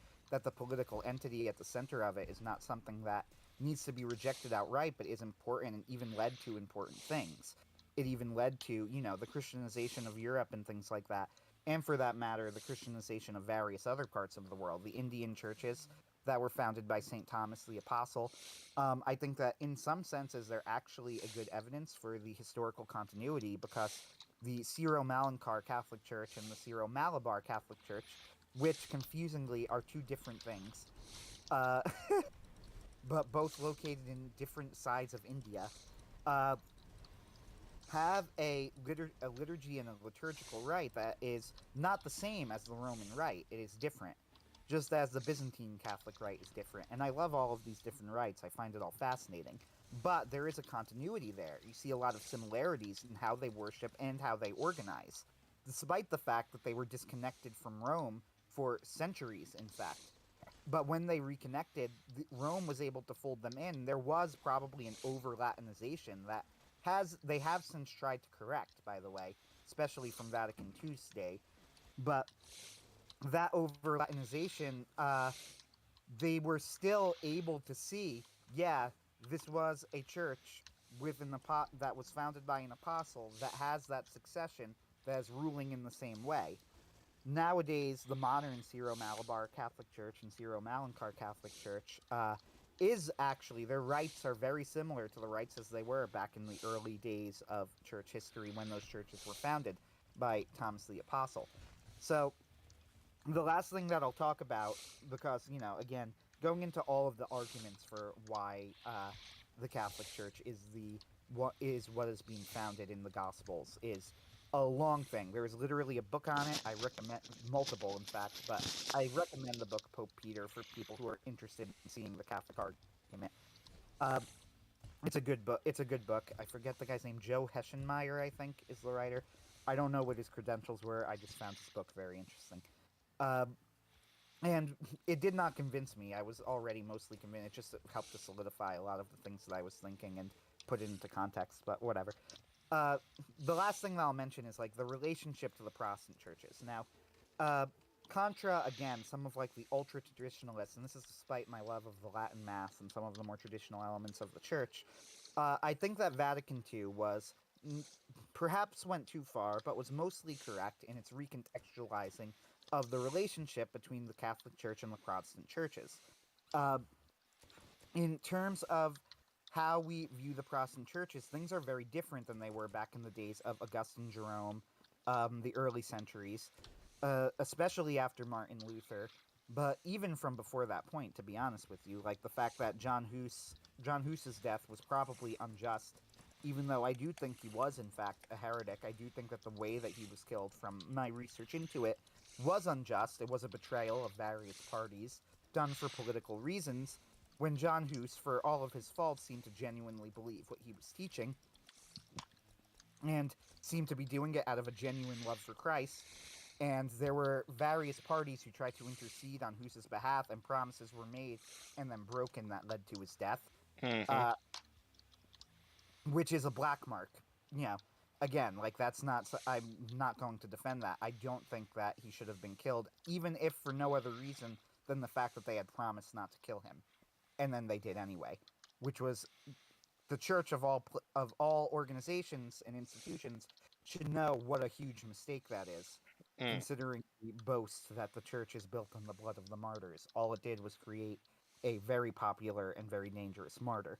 Uh, but either way, I think that the modern Protestant churches are a whole different thing than what we saw in those past centuries, because the modern Protestant churches are now coming out of a tradition where the Catholic Church is no longer the church. You know, when St. Jerome was writing to Helveticus, who denied the Marian doctrines, he writes a letter and he is vicious towards Helveticus in the letter, hilariously so. I found his insults to be extremely brutal and very funny. And the letter is interesting for a lot of reasons. It's well argued because it's St. Jerome, so everything he writes is well argued. St. Jerome was a genius. Uh, St. Jerome, and yes, incidentally, St. Jerome did deny the deuterocanonical books. He did not think that they, or at least he did not think they should be part of the canon. Uh, he ended up, his opinion was not the one that was upheld at the later council, but whatever.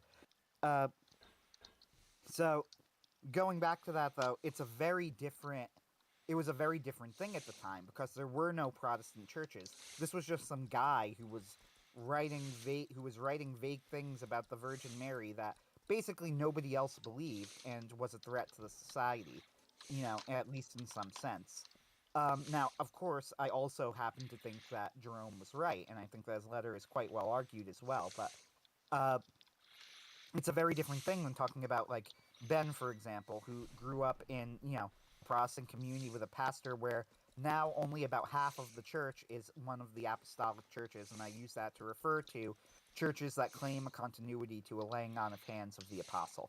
Yep. Not churches that have a not churches that have a tradition of you know, believing the apostles. I'm using it for a specific reason. You know, those traditions are now like well evolved themselves, and people who are growing up in them are still trying to serve Christ the best they can, and are still doing it, you know, because, and they're not really a threat to the political order anymore. In fact, they have like their own political orders. That whole situation has died down. Looking at them as just those heretics that got away from Rome is a recipe for disaster. Uh, so I do think that looking at the Protestant churches as, you know, brothers in Christ, I think is the way that Vatican II refers to them. I think that at least that's a step in the right direction, although obviously it's not universal, because there are Protestants who have told me to my face that I am going to hell because I am Catholic.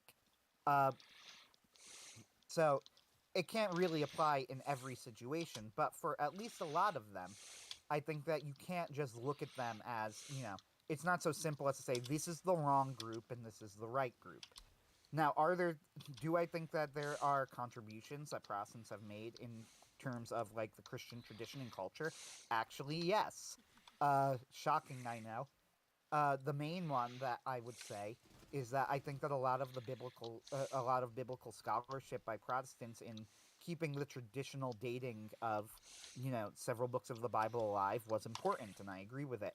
You know, for example, the traditional dating of the various Gospels, the Book of Daniel, and stuff like that. A lot of that was done by Protestants and not by Catholics, and that is good. Also, the Protestants kept the evangelical tradition, and I mean evangelical as in evangelizing evangelical, uh, the evangelical tradition alive among the laity. You know, because they don't have a clergy in the same sense that Catholics do.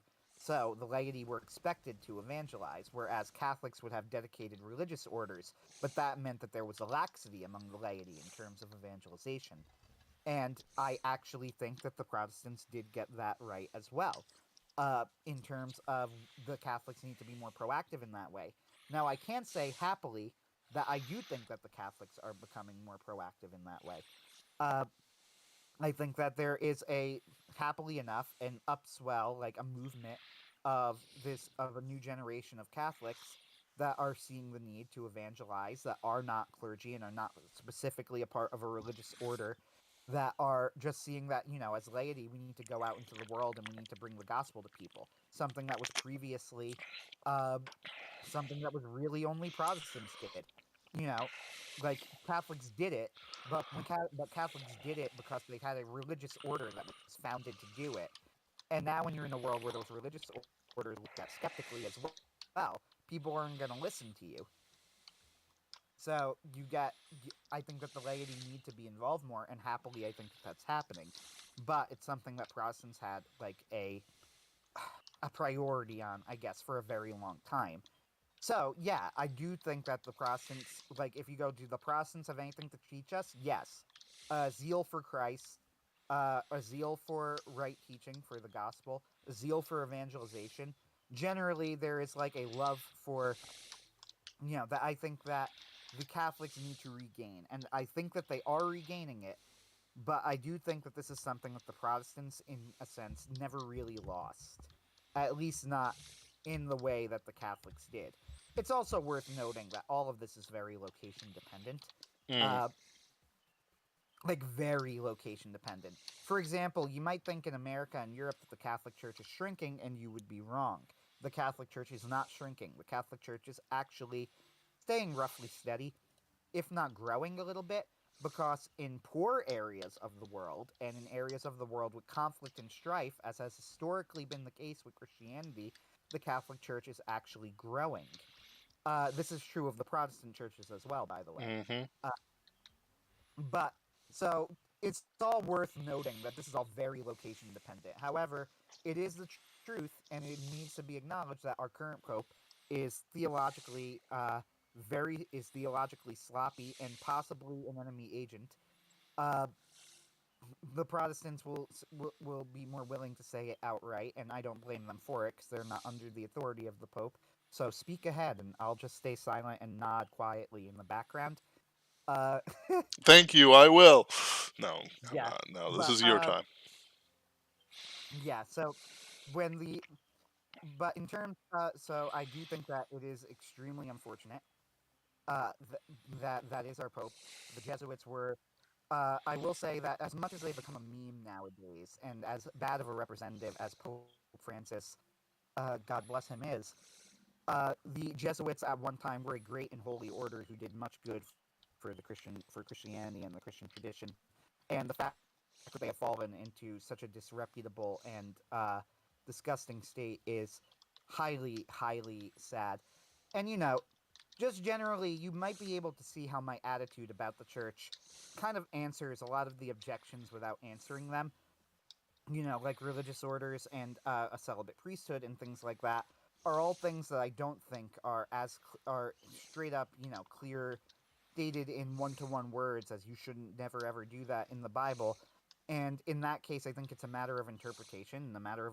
In matters of interpretation, I will be deferent to the church. I also think that St. Paul is very clear that celibacy is a higher state. Not to mention, as somebody in the comments pointed out, although I do think it's a little bit of a dodge to put it this way, but celibacy is a discipline and not a doctrine. Now, I have talked to people who did think that we should get rid of the celibate discipline in the Latin priesthood. At the moment, I've gone back and forth on it. At the moment, I don't think I agree, but if I were to one day change my mind again, I wouldn't be surprised. I certainly, however, do think no matter what, that the celibate priesthood should be an option because St. Paul explicitly says that celibacy is superior. That's my biblical justification, but my church, my real justification is that this has been a tradition in the church, and I'm a loyal son of the church in a sense. So this is where you get that frustration from a lot of Protestants that simply is not there for me. Like, I can eventually say stuff like that, and it's not going to bother me. I'll be able to sleep at night because I've answered some of the more important questions. Whereas Protestants don't really have that type of luxury. They need to look in and they need to go, like, but I can establish this, biblically, historically, whatever. Whereas I could go, well, I haven't done that work, but I'm sure that the church has, and they're okay with it. And then you could go, but that's just a cop out. And yes and no. It's a cop out if I'm in the middle of a debate and that's how I end the debate, right? Right. That's not going to win the debate. It's not a cop out in the sense that in my day to day living, I could genuinely live that way, and I don't think that there is a contradiction there. You know, that's how I would put it. Uh, one of the early discussions I had with Ben and Ken uh, on Mary, that it was a good discussion because it led to me buying some books on the subject and getting more educated about it, and I'm glad that I did. And he bought But books, which is what really I did, matters. yes, and I actually did multiple books on Mary. Uh, Simp. that's No, I'm it's kidding. one less book than I own on Joan of Arc, which is sad. I own three different books about Joan of Arc. But anyway, yeah. Anyway, in terms of that discussion on the Virgin Mary, it was an interesting discussion because at the end of it, neither of our positions were changed, obviously. And I think that both of us came out of it somewhat frustrated at the other side because we didn't think that we were hearing things correctly or whatever. But even though my position wasn't changed, because, like, we're coming at it from different assumptions, and there's also this general point where I'm like, in the end, as you bring all of this stuff against me, I am a son of the church, and I'm just going to be convinced that the church has done this research, even if I haven't myself explicitly. And, that's part of the problem. It's like, oh, so you, I'm trying to think of the word. Like, so you've disproven this one doctrine of Catholicism, haha, that must prove that the entire Catholic edifice must collapse. Which, in a sense, is true, right? Because the Catholic Church has these claims about things where they're infallible, but there is so much that goes into that edifice that collapsing one claim, I'm going to assume, unless I really, really get convinced after much study otherwise, that I'm just missing something. I'm interpreting something wrong. I must be, because there's, all of this evidence that, like, Jesus Christ founded the church. The church is the keeper of the charism of faith and morals. So if I see something that doesn't seem like it, that seems like it contradicts the Bible, and I can't come up with an exact answer on the spot, well, then I guess that I'm missing something. Now, if I were to do a tremendous amount of research and I just realize that the Catholic Church is absolutely just declared something gravely and dangerously heretical, then yes, that would convince me. But that has not happened yet. Maybe it will one day. I can't predict the future. For that matter, maybe one day Ben will cross the Tiber, though that seems unlikely to me as well. The amount It of research I have done and study I have done, I have formulated clear rules that if scripture could be brought against me in such a way that the authority is obvious, and I don't mean just, well, if you take this out of context and you can clearly see, blah blah blah. No, I'm not interested in that. That doesn't work on me. I'm not weak-minded. I don't play games with this stuff. Like, I'll make a snarky comment. I love a good biblical joke. Uh, but the idea that my salvation is dependent on wordplay is disgusting to me. So right. it's one of these things where if we look at it, I have said the only thing that can and will matter to me is my salvation and the things around it. I therefore have stripped away as much as I can deliberately. That is not the same as saying I'm a Protestant because my father was a Protestant, and being good Germans, we take the most perverse way from whatever mainstream society is. I don't do that. I'm a Protestant because I have convinced myself through the study of the scripture that I have that it is unnecessary for me to be Catholic. So, yeah, I guess that's where I'm going to end it. If you want to go to the main difference between our two viewpoints, I have convinced myself through my own study and research and, look into the biblical sources and things like that, that it is important. I would hesitate on the use of the word necessary, but I'm like being really, really, I'm being really autistic right now, to be clear, in terms of what I'm doing. Like, I would hesitate on necessary because, like, I wouldn't put a limit on God. God can save who he chooses, right? But I Right. get your point. Like, your broader point is correct. Uh, like, I have done the studying and I have become convinced that the church Christ founded was the Catholic Church. The claims that it makes are true, and because the claims it makes are true, ipso facto, by definition, it means it is very important to be Catholic and have access to the sacraments of the Catholic Church. Whereas Ben has done the research, he has looked into the history, he has looked into the claims, and he came to the conclusion that that is not important. That is not to his salvation. That is something that isn't going to be that shouldn't be a stumbling block. That there are things that the church has added on that are not necessary and could potentially be dangerous, though how dangerous might depend on the specific doctrine, how Mm-hmm. much work into it, all of that stuff. Trying to summarize this as blankly as possible. So, as straightforwardly, I guess, as possible. So, in terms of why we had this whole discussion, I guess it's that both Ben and I are serious people who, and this is my ending comment, right? Both Ben and I are serious people who have taken our who have looked into this very seriously. The stakes are high. We both know the stakes are high. We Mm-hmm. also know, as Christ said, sorry, not Christ actually. Is it Christ? Wow, I'm blanking on the Bible verse. It's better to be hot or cold. I was gonna say, was it Saint Paul or was it That's Christ? from Revelation, I think. Then John. Wow, I'm totally off. Oh well. Where you It's say? better to be Keep going. Sorry. Yeah, it's better to be either hot or cold, right? Than to be lukewarm. Mm-hmm. Ben and I are both going to be are hot and cold, right? Or cold and hot if you want to be one or the other. Uh, I don't care which side you place me on that spectrum. The point is that we realize that the stakes are high, and so we have staked a position. Mm-hmm. And if you are going to be looking into Christianity, what I hope more than anything else that you get out of this discussion is that you realize the limit. This, and again, this is a discussion and not a debate. If it were a debate, I would have picked a specific topic, I would have set rules, and I would have had like a rebuttal time and all of this stuff. It would be a very Mm-hmm. differently structured thing than what we did. Uh, and it would be more specific than just generally what we believe. And I would I hope demand that, certain terms. Like it would be one of those things yeah, where it would be incredibly structured to the point of severe, you know, almost incomprehensible definition because otherwise we'll just get stuck on the word Catholic.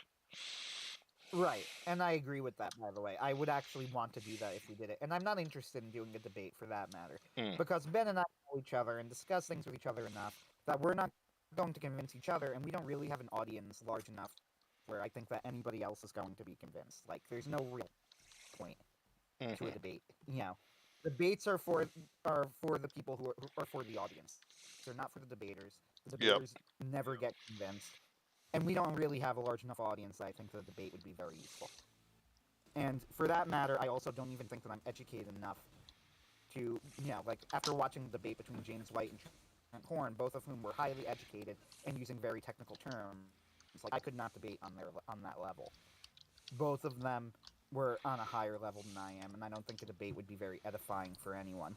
I would need a lot more education and a lot more planning for that. But what I'm hoping people get out of this is that when they hear both of us talk about our reasoning, they realize that these are all questions that we have grappled with and that we've staked a position on and that we've considered. If you are considering converting to Christianity when you're not, or you're considering choosing a church, you need to take it seriously. The stakes are high, and one of us is going to end up being wrong eventually. We will probably find out on Judgment Day, either the personal judgment or the final judgment, depending on what comes first. Right. And when that happens, it is my hope and my prayer that the person who is wrong gets a confused look and then starts laughing as I look at my friend, and we realize that both of us were in fact wrong about a great many things, but it doesn't matter anymore. I would but be proud we to be need to. martyred by you, just so that in the cosmic way of things, God can point at the one who's right. Though, of course, he might just like bash our heads together and go, "You knuckleheads, you're lucky I love you guys so much," or something like that. Right. That's the prayer in the end. Yep. And I think that that prayer is more likely to come to be answered because Ben and I were both trying. I won't say that either of us are trying as hard as we can because we're fallible human beings and we could always do more, and God will always point that out. But we have not ignored the subject. We have not stuck our Hmm. heads in the sand and said, I'm going to go with this because my parents did it this way, or I'm going to go with this because, the Catholic Church is the closer church, or I'm going to go with this because I'm in the Bible Belt and I love me my Bible and, My end it truck, my there. Bible, and my yes. Right.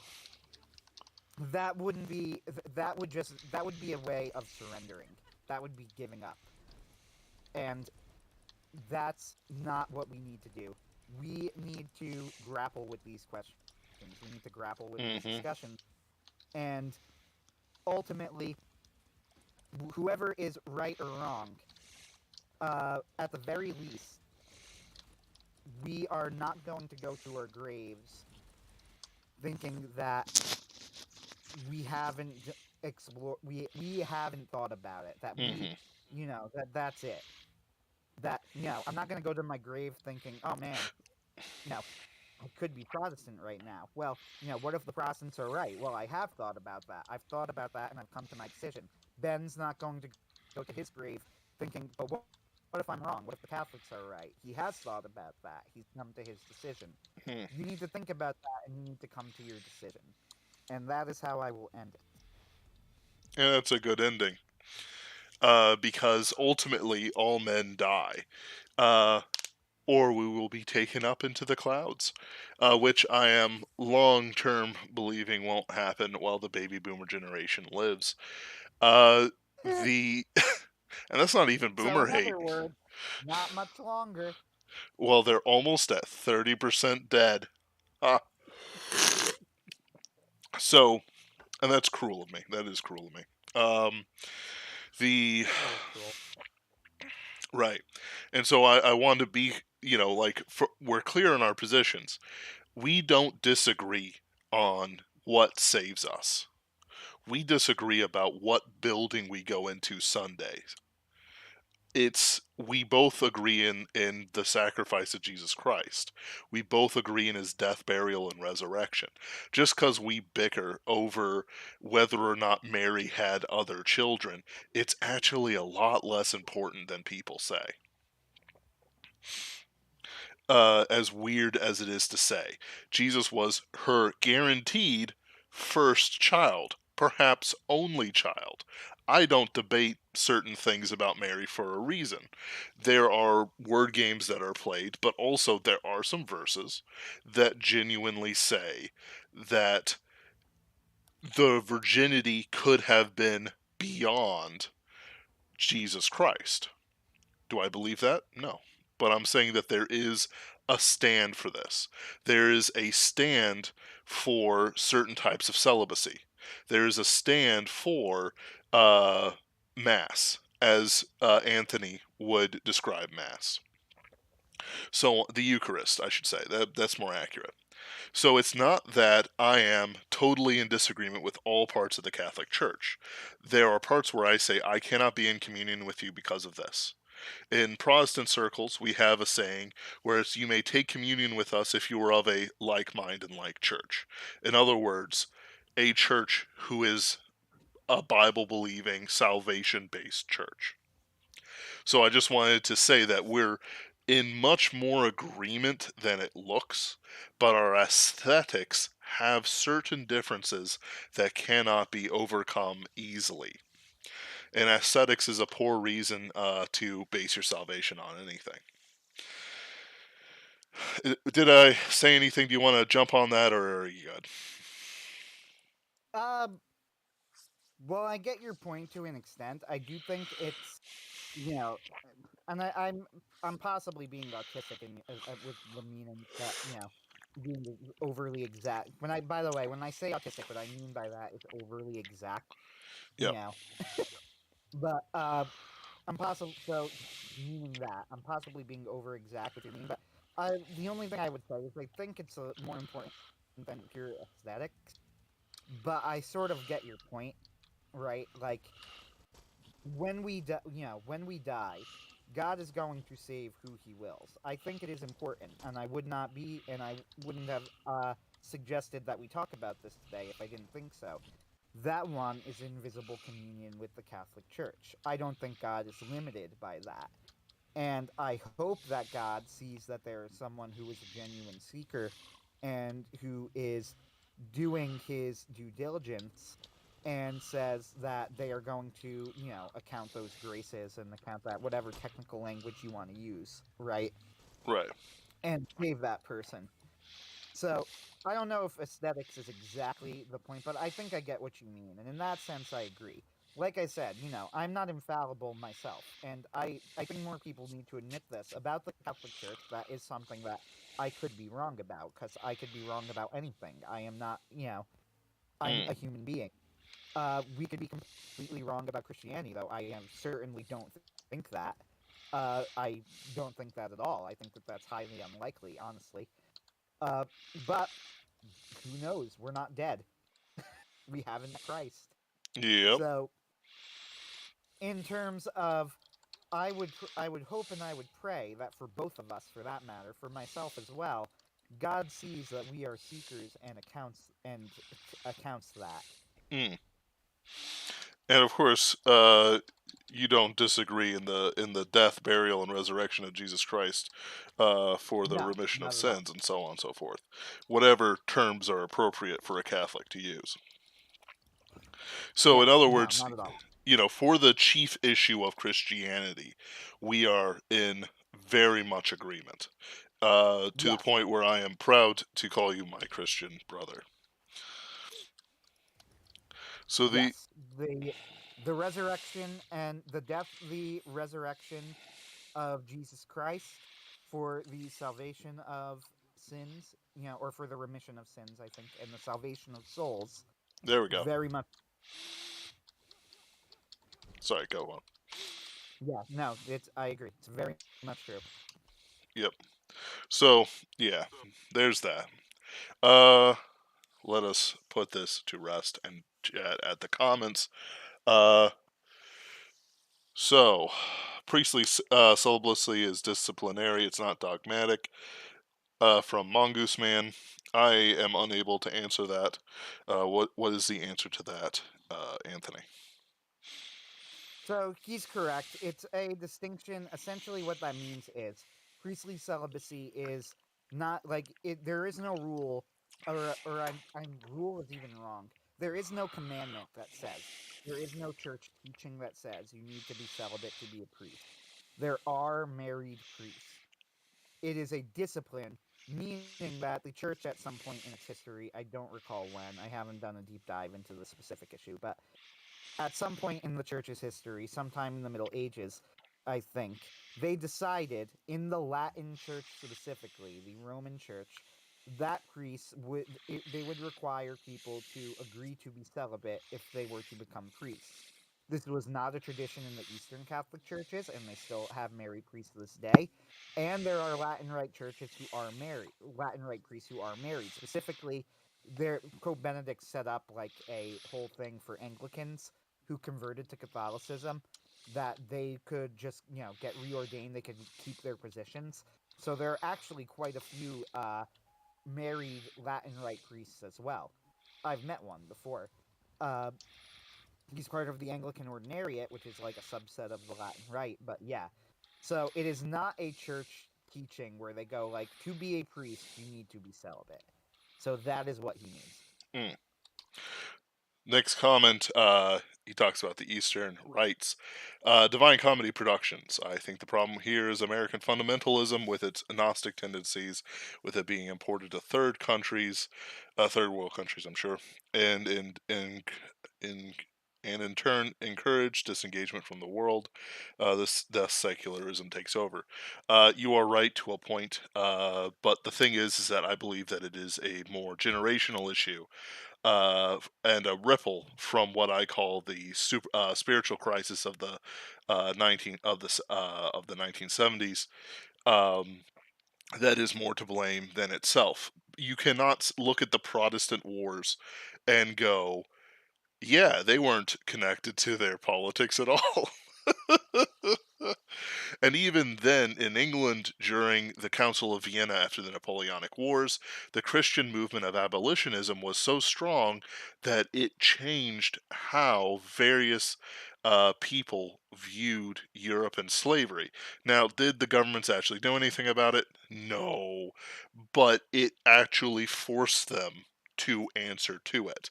And eventually, England was the first nation to to abolish the slave trade and slavery itself within its empire.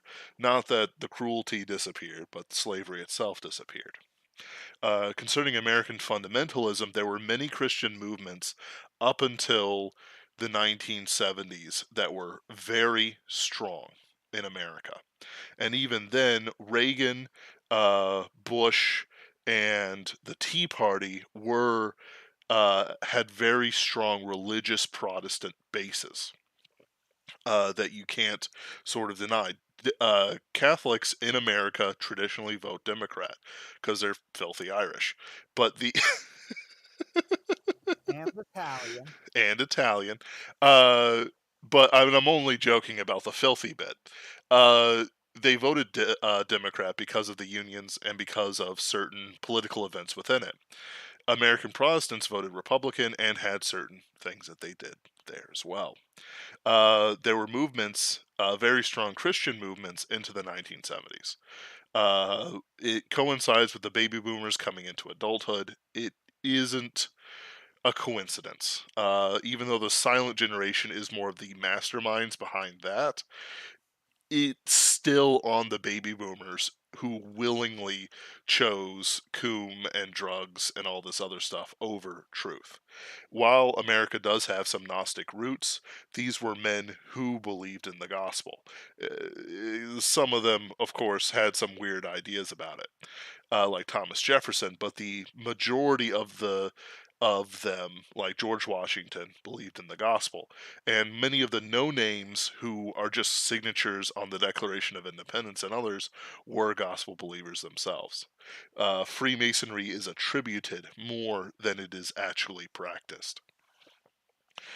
Anthony talks about his dog, who is. Oh wait, I'm missing Mongoose Man.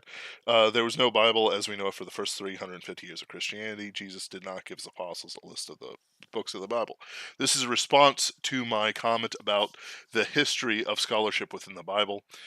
Yes, but that does not mean that church fathers did not have their own lists that they followed and that they had specific recommendations as to what should be canon and what shouldn't be canon.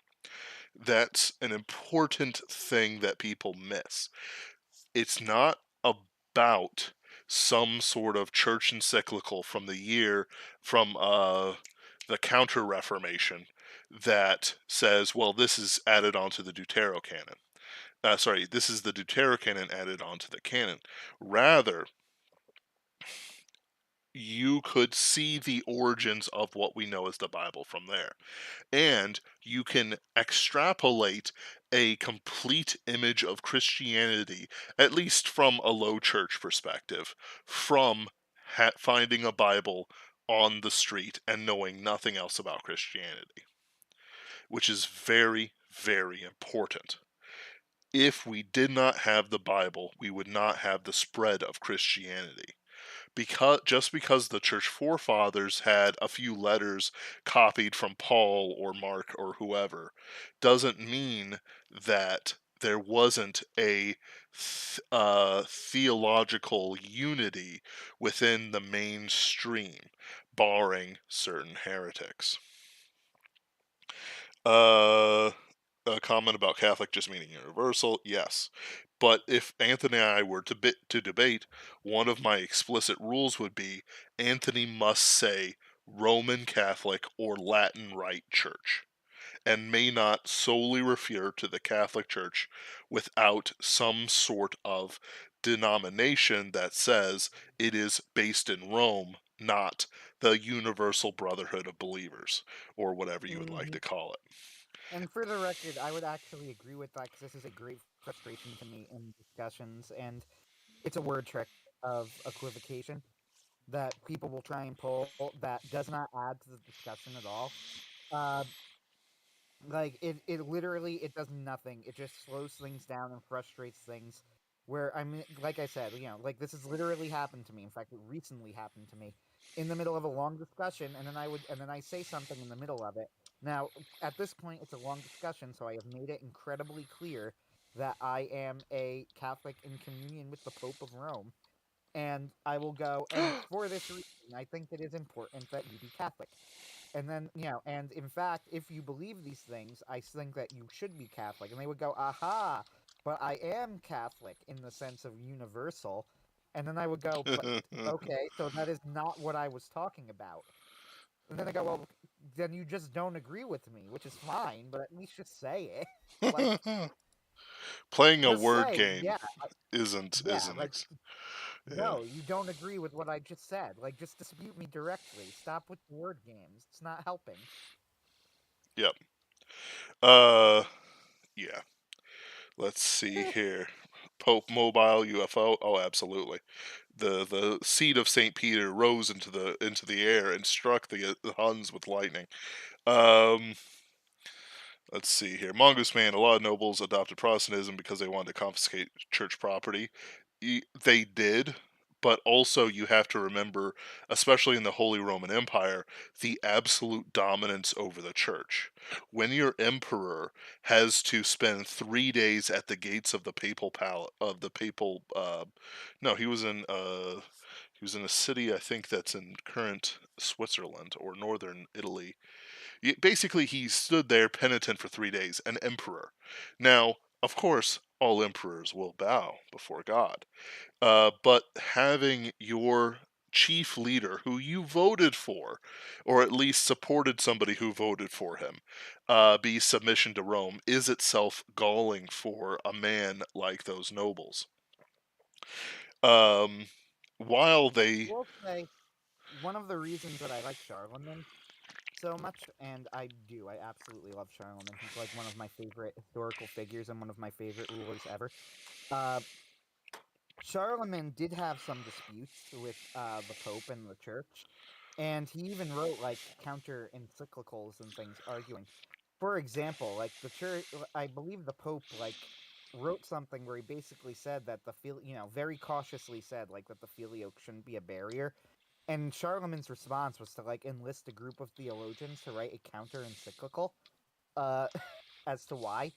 But one of the reasons that I liked Charlemagne was that he absolutely had and could have seized the papacy. yep, He had the power, and and he was in a situation where he probably could have done it, and he didn't. Uh, his reaction to the Pope writing an encyclical was not to march onto the papacy; it was to write a counter encyclical, which, for a man like Charlemagne, is honestly more of a show of humility than yep, you would think. So one of the reasons that I so greatly admire Charlemagne, he did not need to be, a son of the church, and he chose to be. yep. And please remember that these nobles were not the British royal family as we see today. These were people who rose to the tops of a corpse pile and kept fighting. And they won it with blood and sweat. Sure, some of those guys were like nobles promoted to it. But if you couldn't wield a battle axe at some point in your family's history, you were doomed. And that's, I guarantee you, very important to all these understanding of uh, how these people interacted with each other. Uh, it's not just they wanted to confiscate church property. a lot of those churches in those days were incredibly wealthy. People would give them immense sums of money, not just because of charity, but for political favors also. They were more than what they should be. And while I don't justify ransacking your local church, when the church is acting as a political entity over a holy entity, you lose some protections. It's like a police officer who starts just killing people, right? He loses his qualified immunity. It's the same way. If the bishop overthrew a count, he's not acting as a bishop, he's acting as a guy who put his brother in the count's position. So on and so forth. It's a more complicated issue than Henry VIII just wanted to take all the church property. He actually, I don't know about Henry VIII. I shouldn't say that. The Duke of Saxony, Bohemia, I think, no, Bavaria wanted to take church property.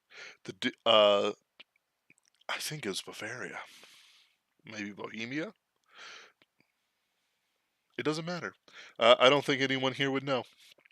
Uh, Yeah, but I don't know. but Yeah, the just call it Bavaria, and we'll pretend that I'll pretend I know what it is. right. It's Bohemia or Bavaria. I can't remember which. I'm going to say Bohemia because that's more complicated. It's not that the Duke of Bohemia, Prince of Bohemia, I should say, wanted to take church property. It's that the Duke of Bohemia had to strengthen himself against the Catholic Church as he supported the Protestants. And having a money pit that people were doing, that people were just shoving money into without, not for charity or even to pay their way into heaven, but to ensure that they get a political position, is not acceptable in a true church. The They also were convinced. A lot of these guys heard arguments from Protestant preachers and accepted it. They were well educated, despite what people might sneer at for their time, and they had money to buy and fund books, especially with the printing press starting to build up. One of the early Protestant martyrs was William Tyndale, who was essentially a kind of like merchant turned book smuggler, and he has a very interesting life. Well worth reading. Mongoose Man continues. I know there were other factors, but yes, that was a big factor. Like I said, is it the egg or the chicken? Is it that there was a lot of money in them, therefore he wanted to take it, or that were they a political entity, therefore he needed to weaken them? There were laws passed that were accepted that were basically said you can no longer give your family plot of land to the church when you die. Like, a lot of Europe had laws like that. A lot of places just said, listen, you just can't do it. The Byzantine emperor said, guys, there's a plague, there's war, there's this, there's that. I am banning people from joining monasteries. I need soldiers. Get out there and fight. You know, just because the church exists and has certain privileges does not mean that it can lose its privileges, and does not mean that somebody who wants to run away from a war, or somebody who wants to ensure they get into heaven by giving away their family property, it's not acceptable. It's not what saves them.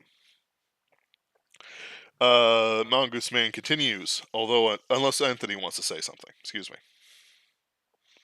Um, no, I don't really have anything to add. Like, again, it's part of like why what was happening in the medieval and Renaissance churches doesn't bother me as much as just because all of the everything goes back a lot more like fundamentally.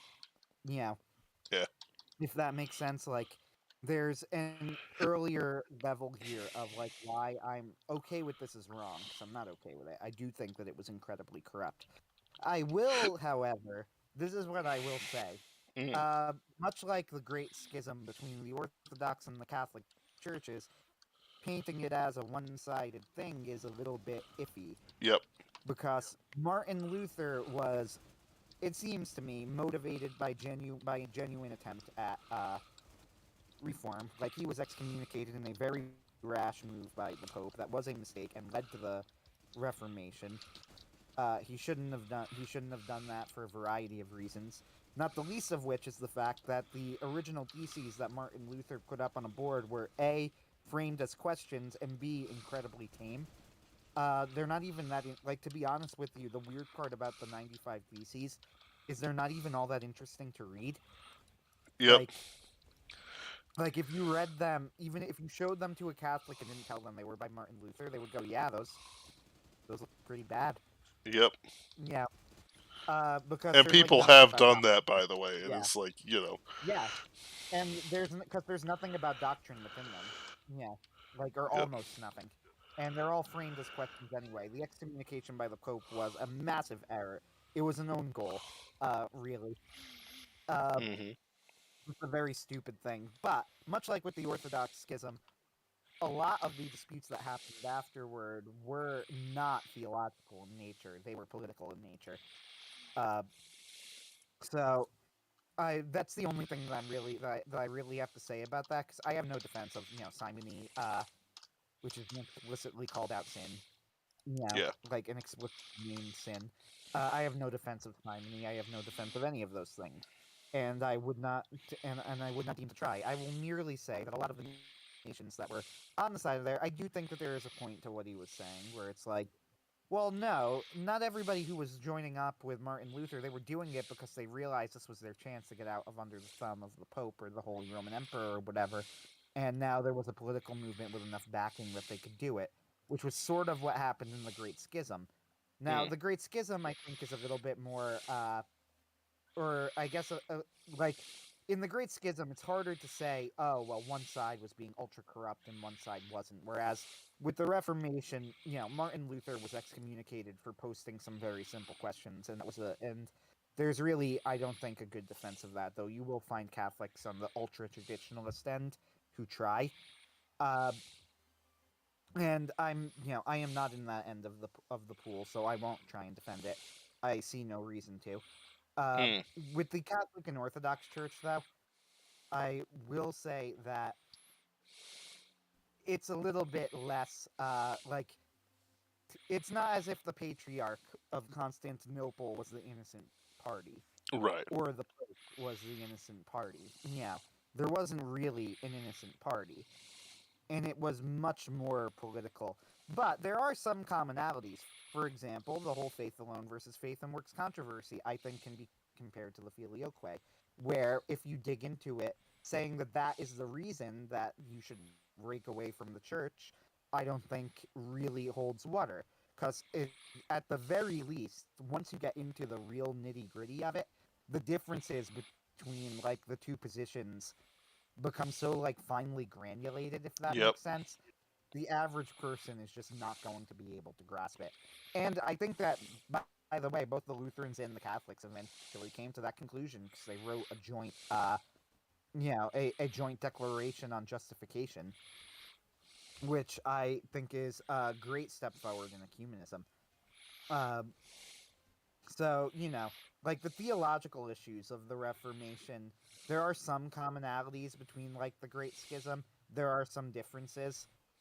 I think that the Catholic Church was, in a sense, like they were more clearly the first group in the wrong. I won't say more clearly in the wrong overall because then you started having like atrocities getting committed on both sides and you had all of this stuff. It became very, very complicated and hairy very quickly, but they were clearly the group that made an error first.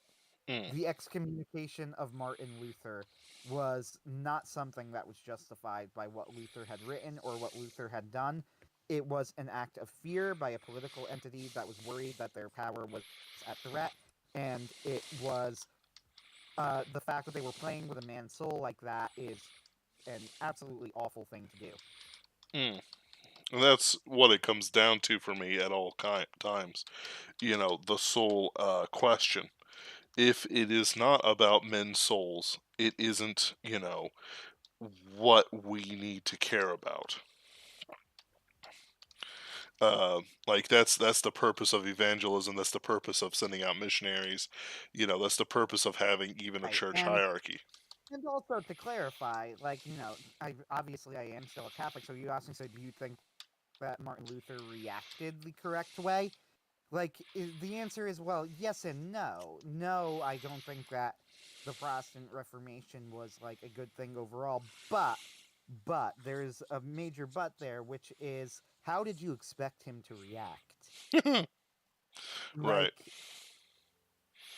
so, How did you I think this feel would for go Martin well? Luther yeah, I feel for Martin Luther in a sense. Yeah, and that's a good way to describe it.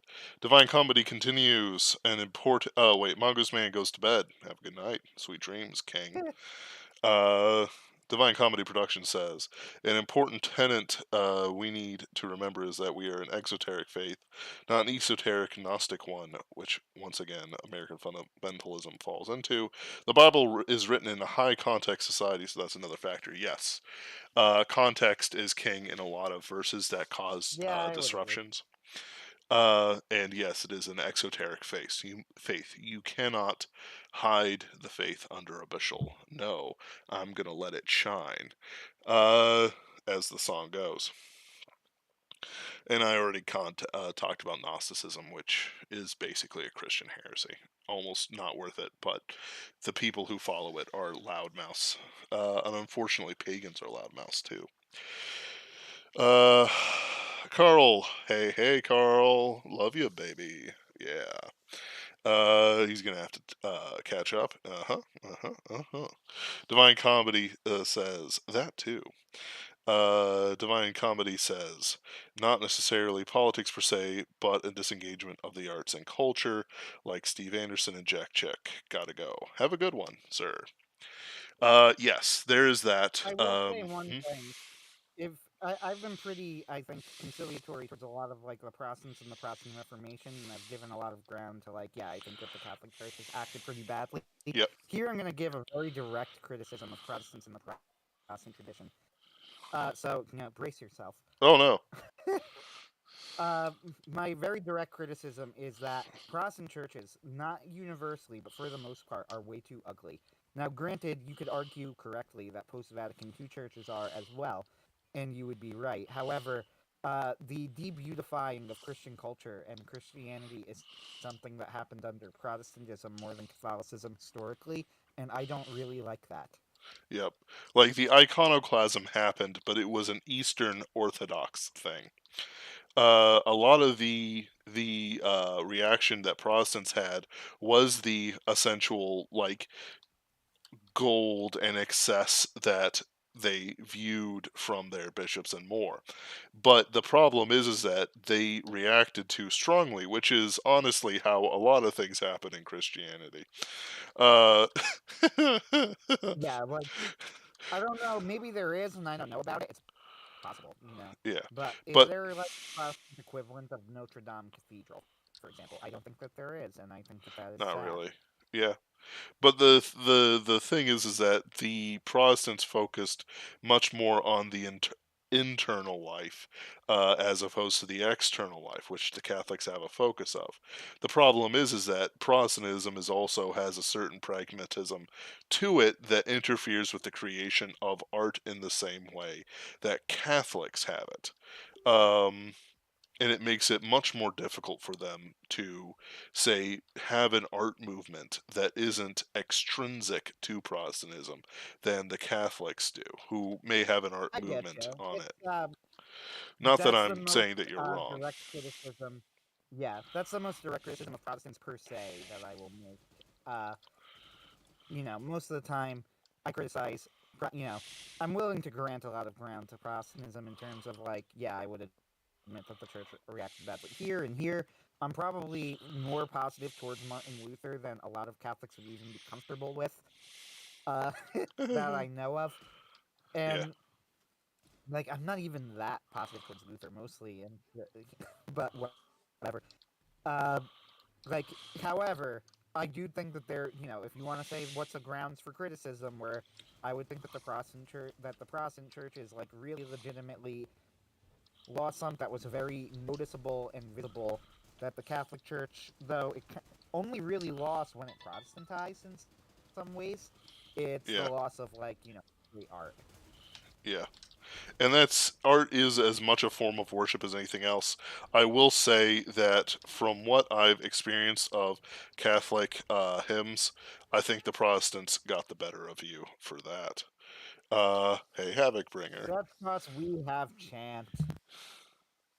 Uh, I know we're giving Havoc Bringer what he wants. Um, there's a lot of absolutely Indeed. fantastic hymn traditions in Protestantism. Um, I'll give you that. There, Protestantism, at least. How about this? I'll give you Protestantism as modern hymns. However, I do love Gregorian chant. and I'm I'm not gonna not lie. counting Hillsong. Then we will raise you up on eagle. No. So there was a fantastic joke.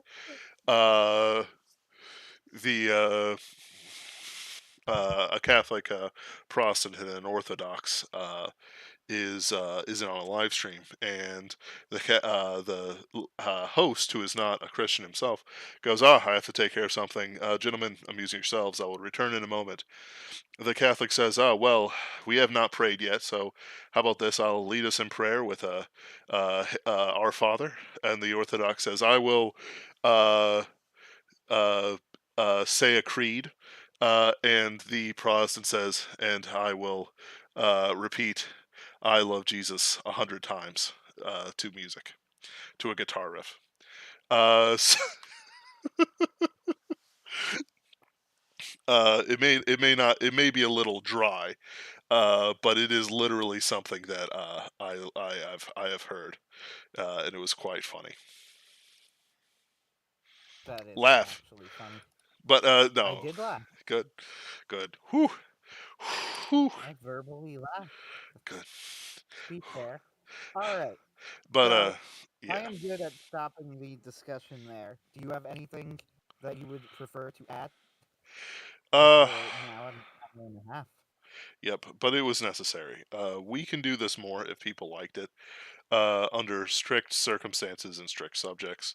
The Yeah, problem I will is, emphasize, I don't think a debate would be. I genuinely don't even think it would be a good idea because I don't think I have that I have the knowledge at least to make it like an interesting debate. A mhm, high enough level debate. Nor do I think that we have the audience that it would be like we're gonna convince our audience of what we believe or whatever. But a discussion, I think, is a good idea. and there's also like spiritual levels to this. I have been, even though I have experienced great dark times and great times of sin in my life, I have I have no recollection of myself before I was saved, and I have spent 27 or so years of my life studying it from a beginner to bigger. Like, there are things that I just haven't studied. I haven't studied the church fathers like I should have. I haven't done this. I haven't done that. But I've read my Bible, and I have very clear definitions for what I will accept. Just because somebody can argue with me or with Anthony or other things does not mean we should. And especially if it Yeah, is there's that too. and especially, let's say that, somebody sets up me and John C. Wright to argue. It would be unacceptable that I argue with John C. Wright at a fundamental level, because I view him as my direct superior in literature. But when it comes to his salvation, I am his elder by 20 years or more. There's issues there that come up that cannot be overcome by saying such and such is a graybeard, such and such has studied it for so long. Even though it would be spiritually acceptable for me to say, listen, I've studied this, this is what it is, it's not this, you are merely accepting it on dogma, not because you have studied it in the way that you should. And then how can I say you are also my superior in writing and so on, so and you have blessed me as a writer and so on and so forth. I cannot I cannot exist non-contradictory to his relationship with me as a writer, with me as, as a Christian. Um so that's just a case example. There's other things. A lot of orthodox debaters out there right now are orthodox not because they have a deep spiritual need, but because they are contrary to the powers that they see as corrupt. Becoming orthodox just because you believe the Catholic and Protestant church is corrupt. Not that you even understand what the Protestant church is. Excuse me, hold on. Not that you understand what the Protestant church is, which is, I say Protestant church. The amount of arguments I could get over the term Protestant is insane. Uh, you are not choosing a church for the right reason. There's a man out there, well, John makes it public. He has said that he saw on his deathbed, a vision of Christ and Mary. I can't deny that as the reasoning of his choice to become Catholic. I have seen no vision, but I have seen miracles, and I have seen them in a Protestant setting only. Um, Therefore, I am perfectly fine with being a Protestant as those who serve God. There's all these different intricacies that go into a Christian and where a Christian is sent by God to be, that a simple debate cannot acceptably decide. Christians are debating themselves, yet I have seen more content come out of Platonists on certain important channels who are pathetic pagans who are basically Gnostics, uh, than, should be acceptable. Now, the channels are mostly non Christian, but you see what I'm talking about. To fight among us ourselves is to waste energy that we could spend fighting the world. I'm playing a video game right now, but Ken has just given me his next episode, which I'm going to edit and give back to him tomorrow. I'm not going to be playing a video game, and I'm not going to be worrying about what Anthony thinks about Catholicism or what Orthodox people think about Orthodoxy. And that's something you need to take out there into the world. We are there to bring people into the kingdom of God as we have been brought into the kingdom of God, not to win internet arguments. I'm going to end it there. Thank you guys. Thank you, Anthony, for being a reasonable discussion. Next time we do this, we will have to have a specific subject we talk about, because discussing the history of Protestantism is a thing. Because I can't just say, well, Catholics existed. I have to say there are certain specific events, and it's important, even though it's 600 years old. I didn't even get into. Yeah, I didn't even get Grand into the. Zeus, Yep, all that stuff. and I didn't even get into Bible The translation, and that is a thing. Yep. All The right. whole the Reformation, I think, was largely a series of own goals as well, just like unforced errors that you know Yeah. in a time where things were getting very complicated on both sides, for that matter. Yeah. But Yeah. that's It's discussion for it's. literally another day. Yep. Thank you very much for joining us. I hope you enjoy this monster of a stream. And catch us next week when we do a Pinkerton's Ghost stream for our lovely backers, who I love as godly loves. Godly love. And certainly not any kind of love. Alright, guys. Have a good one.